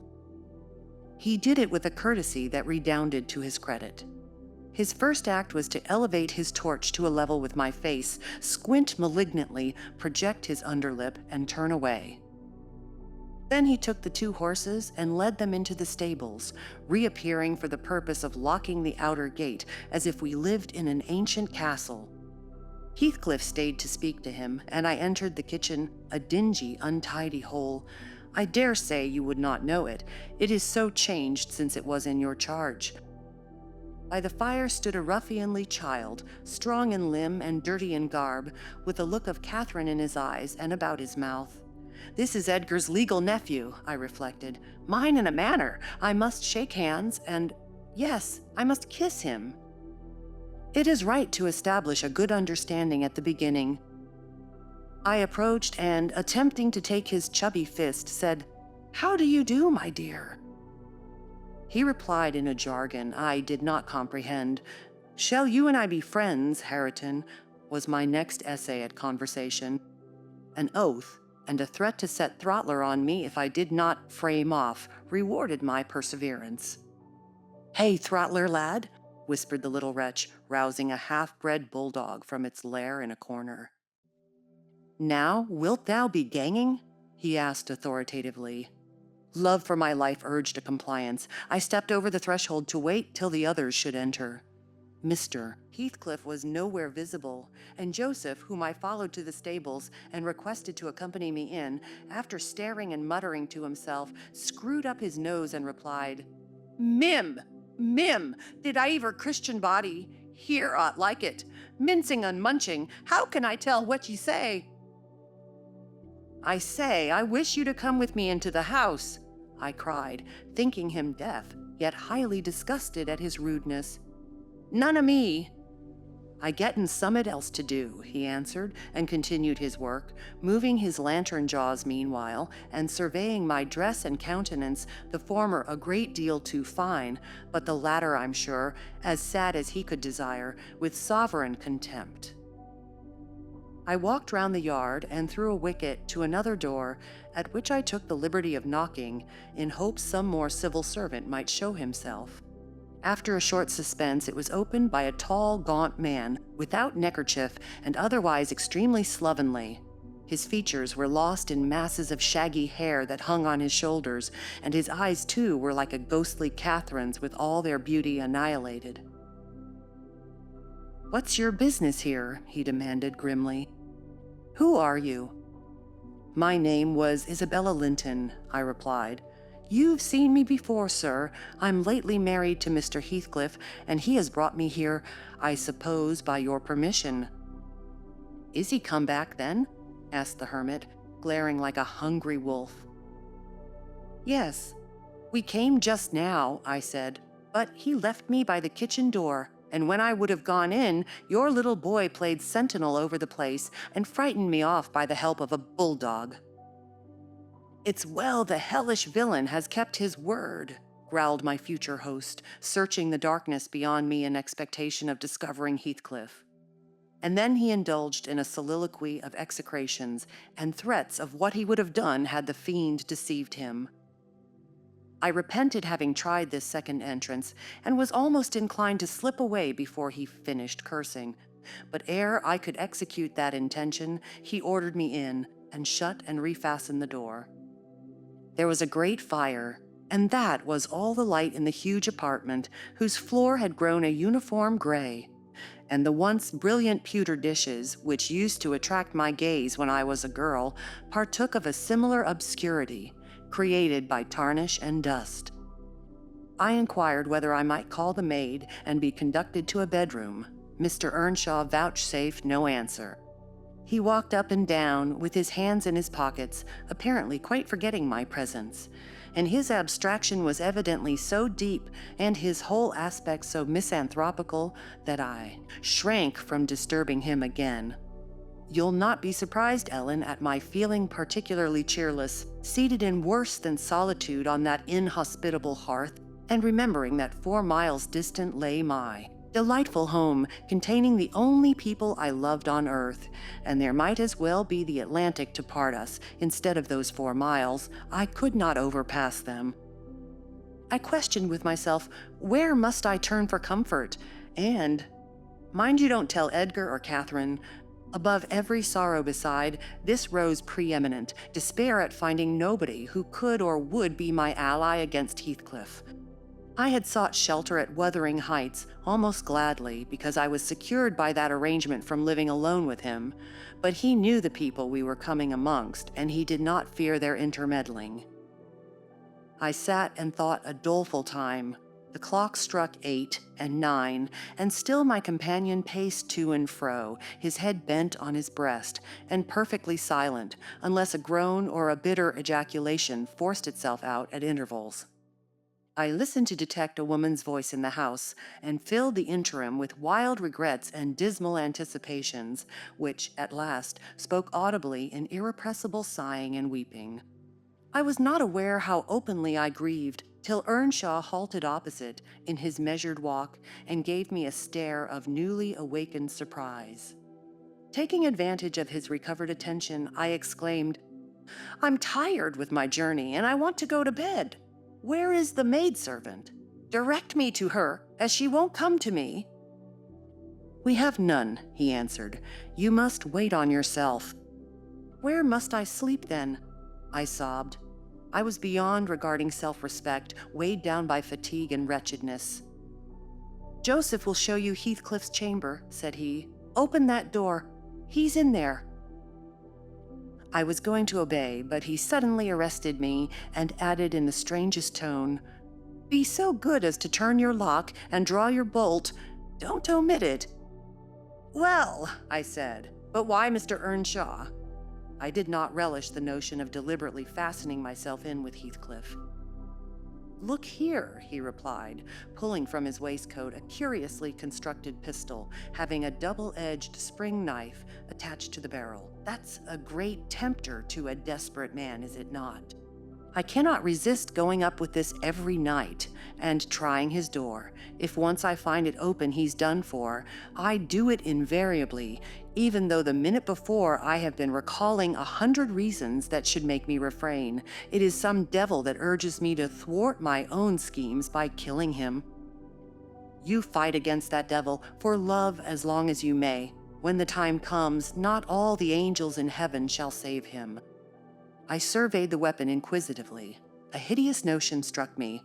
How powerful I should be possessing such an instrument. I took it from his hand and touched the blade. He looked astonished at the expression my face assumed during a brief second. It was not horror, it was covetousness. He snatched the pistol back jealously, shut the knife, and returned it to its concealment. "I don't care if you tell him," said he. "Put him on his guard, and watch for him. You know the terms we are on, I see. His danger does not shock you."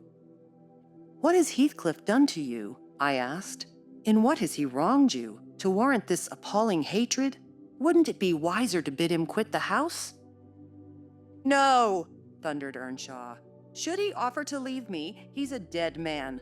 Persuade him to attempt it, and you are a murderess. Am I to lose all without a chance of retrieval? Is Hareton to be a beggar?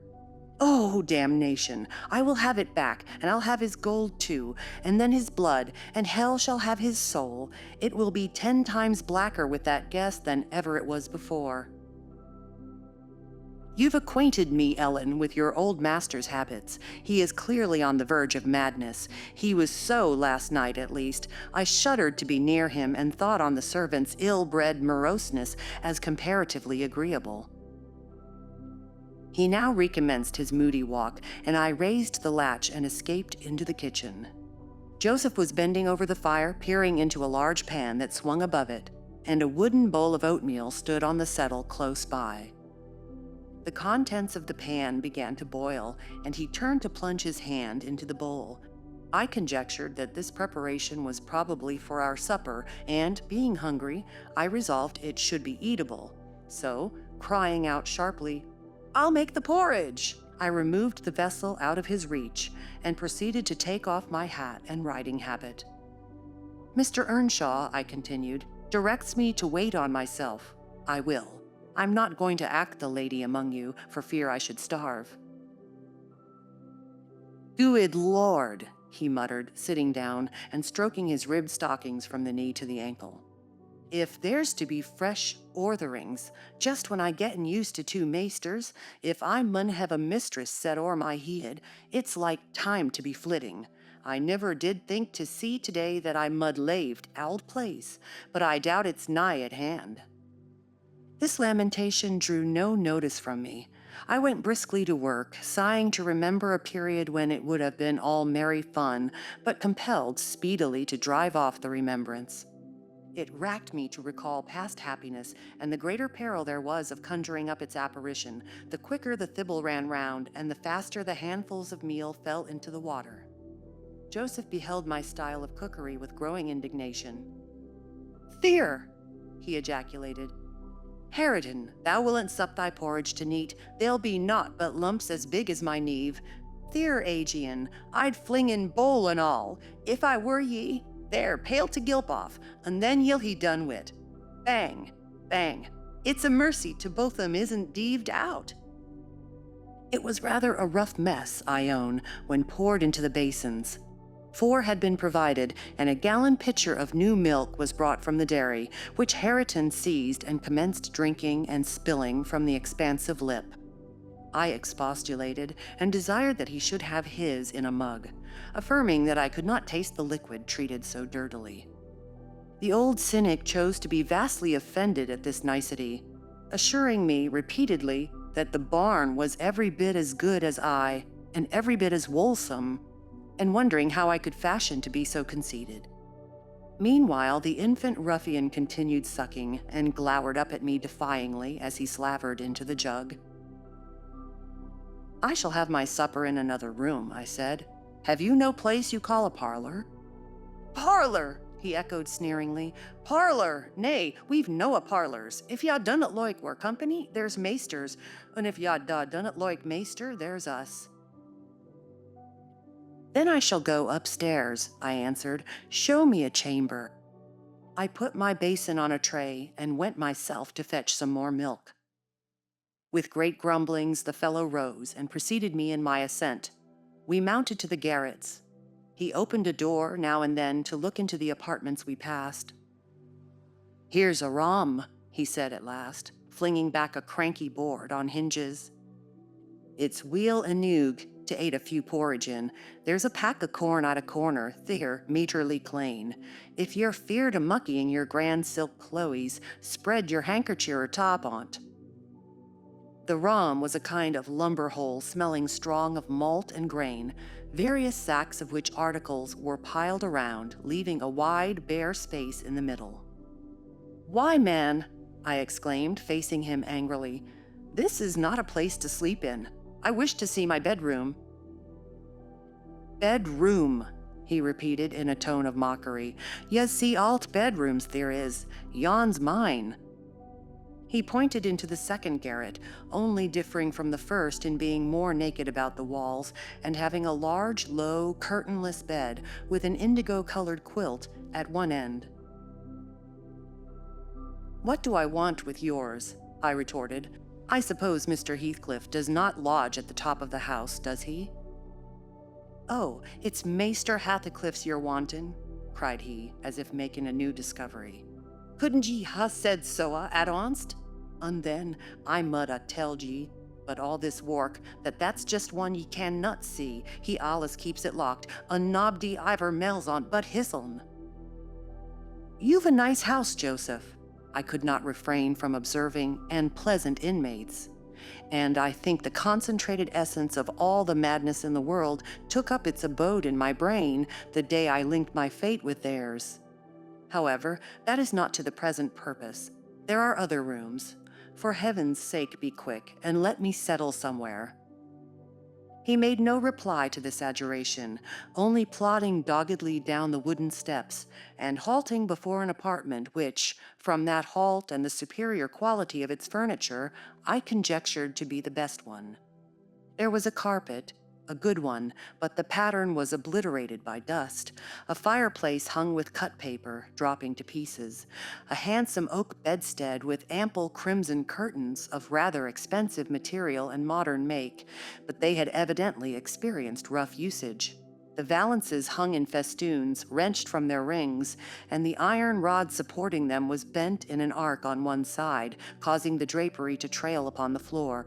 The chairs were also damaged, many of them severely, and deep indentations deformed the panels of the walls. I was endeavoring to gather resolution for entering and taking possession when my fool of a guide announced, "This here is t'meesters." My supper by this time was cold, my appetite gone, and my patience exhausted.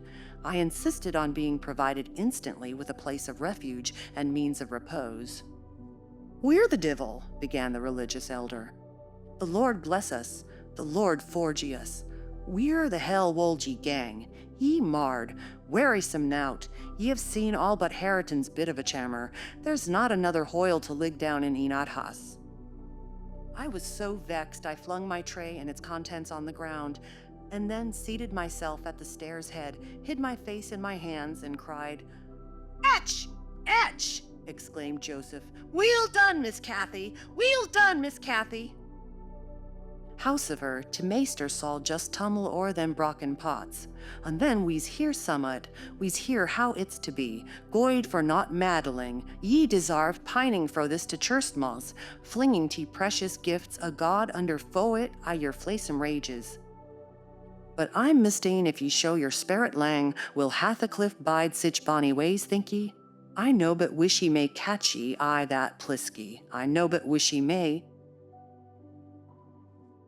And so he went on scolding to his den beneath, taking the candle with him, and I remained in the dark. The period of reflection succeeding this silly action compelled me to admit the necessity of smothering my pride and choking my wrath, and bestirring myself to remove its effects. An unexpected aid presently appeared in the shape of Throttler, whom I now recognized as a son of our old skulker. It had spent its wellfoot at the Grange, and was given by my father to Mr. Hindley. I fancy it knew me. It pushed its nose against mine by way of salute, and then hastened to devour the porridge, while I groped from step to step, collecting the shattered earthenware and drying the spatters of milk from the banister with my pocket handkerchief. Our labors were scarcely over when I heard Earnshaw's tread in the passage. My assistant tucked in his tail and pressed to the wall, I stole into the nearest doorway. The dog's endeavor to avoid him was unsuccessful, as I guessed by a scutter downstairs and a prolonged, piteous yelping. I had better luck. He passed on, entered his chamber, and shut the door. Directly after Joseph came up with Harriton to put him to bed. I had found shelter in Harriton's room, and the old man, on seeing me, said, "They's rom for both ye and your pride. Now, I sud think I the hoss. It's empty. Ye may have it all to yourseln, un him as Alice Max a third. I sich ill company." Gladly did I take advantage of this intimation, and the minute I flung myself into a chair by the fire, I nodded and slept. My slumber was deep and sweet, though over far too soon. Mr. Heathcliff awoke me. He had just come in and demanded in his loving manner what I was doing there. I told him the cause of my staying up so late, that he had the key of our room in his pocket. The adjective "our" gave mortal offense. He swore it was not, nor ever should be, mine, and but I'll not repeat his language, nor describe his habitual conduct. He is ingenious and unresting in seeking to gain my abhorrence. I sometimes wonder at him with an intensity that deadens my fear, yet I assure you a tiger or a venomous serpent could not rouse terror in me equal to that which he wakens. He told me of Catherine's illness and accused my brother of causing it, promising that I should be Edgar's proxy in suffering till he could get hold of him. I do hate him. I am wretched. I have been a fool. Beware of uttering one breath of this to anyone at the Grange. I shall expect you every day. Don't disappoint me, Isabella. Chapter 14. As soon as I had perused this epistle, I went to the master and informed him that his sister had arrived at the Heights and sent me a letter expressing her sorrow for Mrs. Linton's situation and her ardent desire to see him, with a wish that he would transmit to her as early as possible some token of forgiveness by me. "Forgiveness," said Linton. "I have nothing to forgive her, Ellen. You may call at Wuthering Heights this afternoon if you like, and say that I am not angry, but I'm sorry to have lost her, especially as I can never think she'll be happy. It is out of the question my going to see her, however.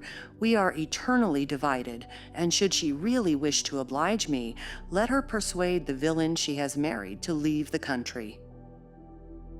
"And you won't write her a little note, sir?" I asked imploringly. "No," he answered, "it is needless. My communication with Heathcliff's family shall be as sparing as his with mine. It shall not exist." Mr. Edgar's coldness depressed me exceedingly, and all the way from the Grange I puzzled my brains how to put more heart into what he said, when I repeated it, and how to soften his refusal of even a few lines to console Isabella. I dare say she had been on the watch for me since morning. I saw her looking through the lattice as I came up the garden causeway, and I nodded to her, but she drew back as if afraid of being observed. I entered without knocking.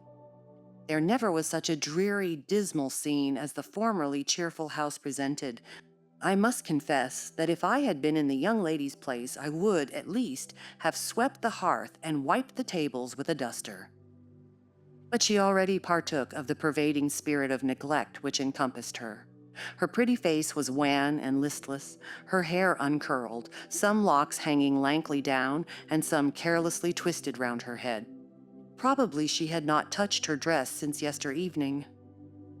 Hindley was not there. Mr. Heathcliff sat at a table turning over some papers in his pocket-book, but he rose when I appeared, asked me how I did, quite friendly, and offered me a chair. He was the only thing there that seemed decent, and I thought he never looked better. So much had circumstances altered their positions that he would certainly have struck a stranger as a born and bred gentleman, and his wife as a thorough little slattern. She came forward eagerly to greet me, and held out one hand to take the expected letter. I shook my head. She wouldn't understand the hint, but followed me to a sideboard, where I went to lay my bonnet, and importuned me in a whisper to give her directly what I had brought. Heathcliff guessed the meaning of her maneuver and said, "If you have got anything for Isabella, as no doubt you have, Nellie, give it to her. You needn't make a secret of it. We have no secrets between us." "Oh, I have nothing," I replied, thinking it best to speak the truth at once. "My master bid me tell his sister that she must not expect either a letter or a visit from him at present. He sends his love, ma'am, and his wishes for your happiness and his pardon for the grief you have occasioned.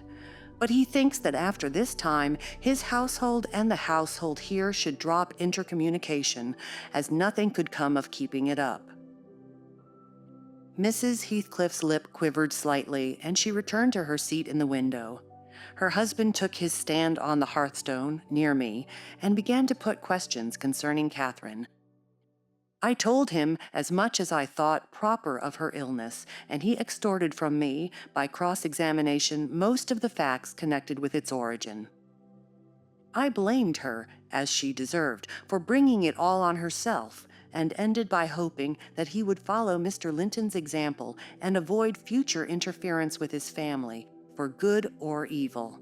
Mrs. Linton is now just recovering, I said. She'll never be like she was, but her life is spared, and if you really have a regard for her, you'll shun crossing her way again, nay, you'll move out of this country entirely, and that you may not regret it, I'll inform you Catherine Linton is as different now from your old friend Catherine Earnshaw as that young lady is different from me. Her appearance is changed greatly, her character much more so. and the person who is compelled of necessity to be her companion will only sustain his affection hereafter by the remembrance of what she once was, by common humanity and a sense of duty." "That is quite possible," remarked Heathcliff, forcing himself to seem calm. "Quite possible that your master should have nothing but common humanity and a sense of duty to fall back upon. But do you imagine that I shall leave Catherine to his duty and humanity? And can you compare my feelings respecting Catherine to his? Before you leave this house, I must exact a promise from you that you'll get me an interview with her. Consent or refuse, I will see her. What do you say?" "I say, Mr. Heathcliff," I replied, "you must not. You never shall through my means. Another encounter between you and the master would kill her altogether. With your aid that may be avoided," he continued, "and should there be danger of such an event, should he be the cause of adding a single trouble more to her existence, why, I think I shall be justified in going to extremes. I wish you had sincerity enough to tell me whether Catherine would suffer greatly from his loss. The fear that she would restrains me. And there you see the distinction between our feelings. Had he been in my place, and I in his, though I hated him with a hatred that turned my life to gall, I never would have raised a hand against him.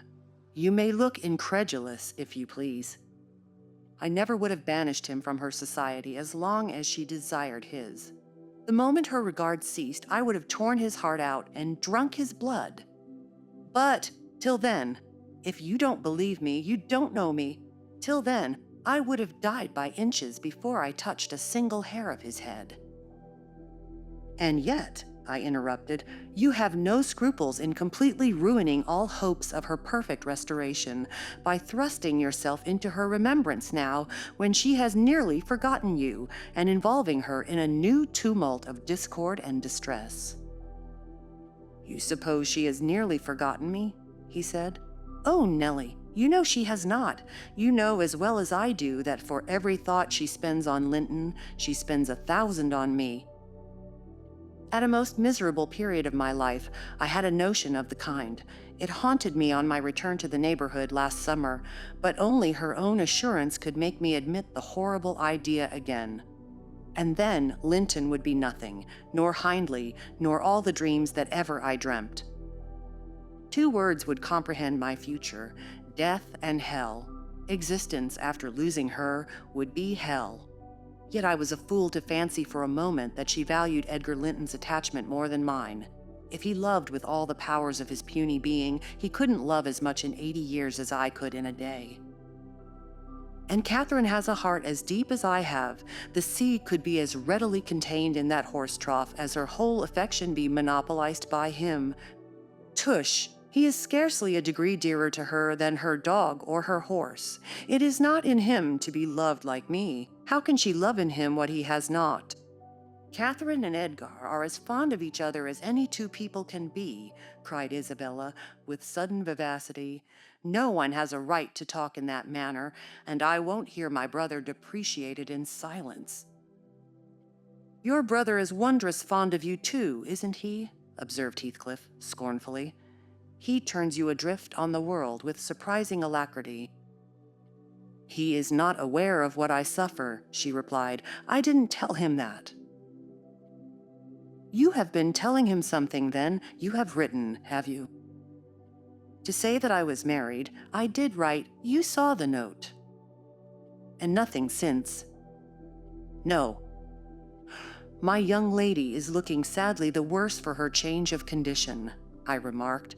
"Somebody's love comes short in her case, obviously, whose I may guess, but perhaps I shouldn't say." "I should guess it was her own," said Heathcliff. "She degenerates into a mere slut. She is tired of trying to please me uncommonly early. You'd hardly credit it, but the very morrow of our wedding she was weeping to go home. However, she'll suit this house so much the better for not being over nice, and I'll take care she does not disgrace me by rambling abroad." "Well, sir," returned I hope you'll consider that Mrs. Heathcliff is accustomed to be looked after and waited on, and that she has been brought up like an only daughter whom everyone was ready to serve. You must let her have a maid to keep things tidy about her, and you must treat her kindly. Whatever be your notion of Mr. Edgar, you cannot doubt that she has a capacity for strong attachments, or she wouldn't have abandoned the elegancies and comforts and friends of her former home to fix contentedly in such a wilderness as this, with you.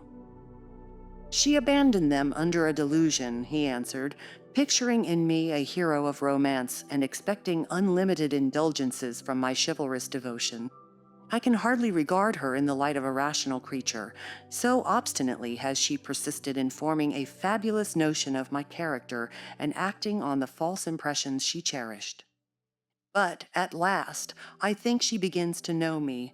I don't perceive the silly smiles and grimaces that provoked me at first, and the senseless incapability of discerning that I was in earnest when I gave her my opinion of her infatuation and herself.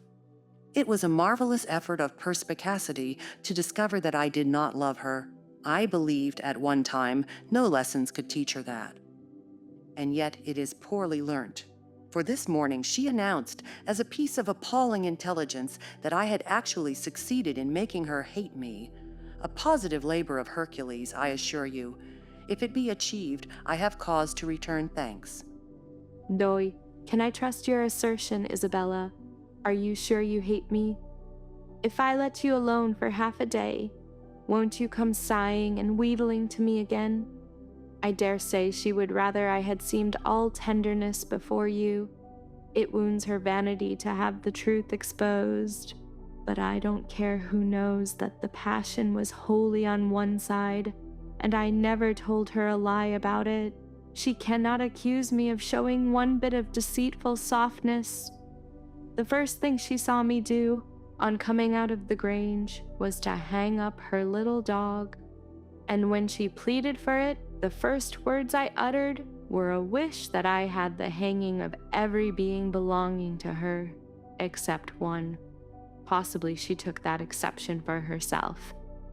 But no brutality disgusted her. I suppose she has an innate admiration of it, if only her precious person were secure from injury.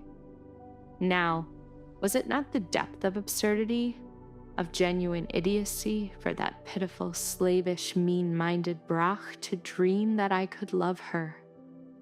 Tell your master, Nellie, that I never, in all my life, met with such an abject thing as she is. She even disgraces the name of Linton, and I've sometimes relented from pure lack of invention in my experiments on what she could endure, and still creep shamefully cringing back.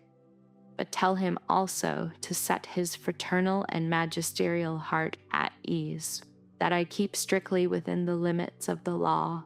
I have avoided up to this period giving her the slightest right to claim a separation. And what's more, she'd thank nobody for dividing us. If she desired to go, she might. The nuisance of her presence outweighs the gratification to be derived from tormenting her. Mr. Heathcliff, said I, this is the talk of a madman. Your wife most likely is convinced you are mad, and for that reason, she has borne with you hitherto.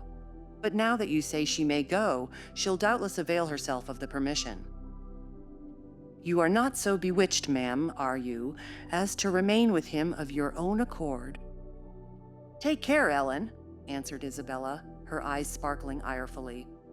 There was no misdoubting by their expression the full success of her partner's endeavors to make himself detested. Don't put faith in a single word he speaks. He's a lying fiend, a monster, and not a human being. I've been told I might leave him before, and I've made the attempt, but I dare not repeat it. Only, Ellen, promise you'll not mention a syllable of his infamous conversation to my brother or Catherine. Whatever he may pretend, he wishes to provoke Edgar to desperation. He says he has married me on purpose to obtain power over him, and he shan't obtain it. I'll die first. I just hope, I pray, that he may forget his diabolical prudence and kill me. The single pleasure I can imagine is to die, or to see him dead. There, that will do for the present, said Heathcliff. If you are called upon in a court of law, you'll remember her language, Nellie, and take a good look at that countenance. She's near the point which would suit me. No, you're not fit to be your own guardian, Isabella, now, and I, being your legal protector, must retain you in my custody, however distasteful the obligation may be. Go upstairs. I have something to say to Ellen Dean in private. That's not the way upstairs, I tell you. Why, this is the road upstairs, child. He seized and thrust her from the room and returned muttering, I have no pity. I have no pity. The more the worms writhe, the more I yearn to crush out their entrails. It is a moral teething, and I grind with greater energy in proportion to the increase of pain. Do you understand what the word pity means? I said, hastening to resume my bonnet. Did you ever feel a touch of it in your life? Put that down, he interrupted, perceiving my intention to depart. You are not going yet. Come here now, Nellie. I must either persuade or compel you to aid me in fulfilling my determination to see Catherine, and that without delay. I swear that I meditate no harm. I don't desire to cause any disturbance, or to exasperate or insult Mr. Linton. I only wish to hear from herself how she is, and why she has been ill, and to ask if anything that I could do would be of use to her. Last night I was in the Grange garden 6 hours, and I'll return there tonight. And every night I'll haunt the place, and every day till I find an opportunity of entering. If Edgar Linton meets me, I shall not hesitate to knock him down and give him enough to ensure his quiescence while I stay. If his servants oppose me, I shall threaten them off with these pistols. But wouldn't it be better to prevent my coming in contact with them or their master? And you could do it so easily. I'd warn you when I came, and then you might let me in unobserved, as soon as she was alone, and watch till I departed. Your conscience quite calm, you would be hindering mischief. I protested against playing that treacherous part in my employer's house, and besides, I urged the cruelty and selfishness of his destroying Mrs. Linton's tranquility for his satisfaction. The commonest occurrence startles her painfully, I said. She's all nerves, and she couldn't bear the surprise, I'm positive. Don't persist, sir, or else I shall be obliged to inform my master of your designs, and he'll take measures to secure his house and its inmates from any such unwarrantable intrusions. In that case, I'll take measures to secure you, woman, exclaimed Heathcliff. You shall not leave Wuthering Heights till tomorrow morning. It is a foolish story to assert that Catherine could not bear to see me, and as to surprising her, I don't desire it. You must prepare her. Ask her if I may come. You say she never mentions my name, and that I am never mentioned to her. To whom should she mention me if I am a forbidden topic in the house? She thinks you are all spies for her husband. Oh, I've no doubt she's in hell among you. I guess by her silence, as much as anything, what she feels. You say she is often restless and anxious-looking. Is that a proof of tranquility? You talk of her mind being unsettled. How the devil could it be otherwise in her frightful isolation? And that insipid, paltry creature attending her from duty and humanity, from pity and charity. He might as well plant an oak in a flower pot and expect it to thrive, as imagine he can restore her to vigor in the soil of his shallow cares. Let us settle it at once. Will you stay here, and am I to fight my way to Catherine over Linton and his footman? Or will you be my friend, as you have been hitherto, and do what I request? Decide, because there is no reason for my lingering another minute if you persist in your stubborn ill nature. Well, Mr. Lockwood, I argued and complained, and flatly refused him 50 times, but in the long run he forced me to an agreement. I engaged to carry a letter from him to my mistress, and should she consent, I promised to let him have intelligence of Linton's next absence from home when he might come, and get in as he was able. I wouldn't be there, and my fellow servants should be equally out of the way. Was it right or wrong? I fear it was wrong, though expedient. I thought I prevented another explosion by my compliance, and I thought, too, it might create a favorable crisis in Catherine's mental illness, and then I remembered Mr. Edgar's stern rebuke of my carrying tales, and I tried to smooth away all disquietude on the subject by affirming with frequent iteration that betrayal of trust, if it merited so harsh an appellation, should be the last. Notwithstanding, my journey homeward was sadder than my journey thither, and many misgivings I had ere I could prevail on myself to put the missive into Mrs. Linton's hand.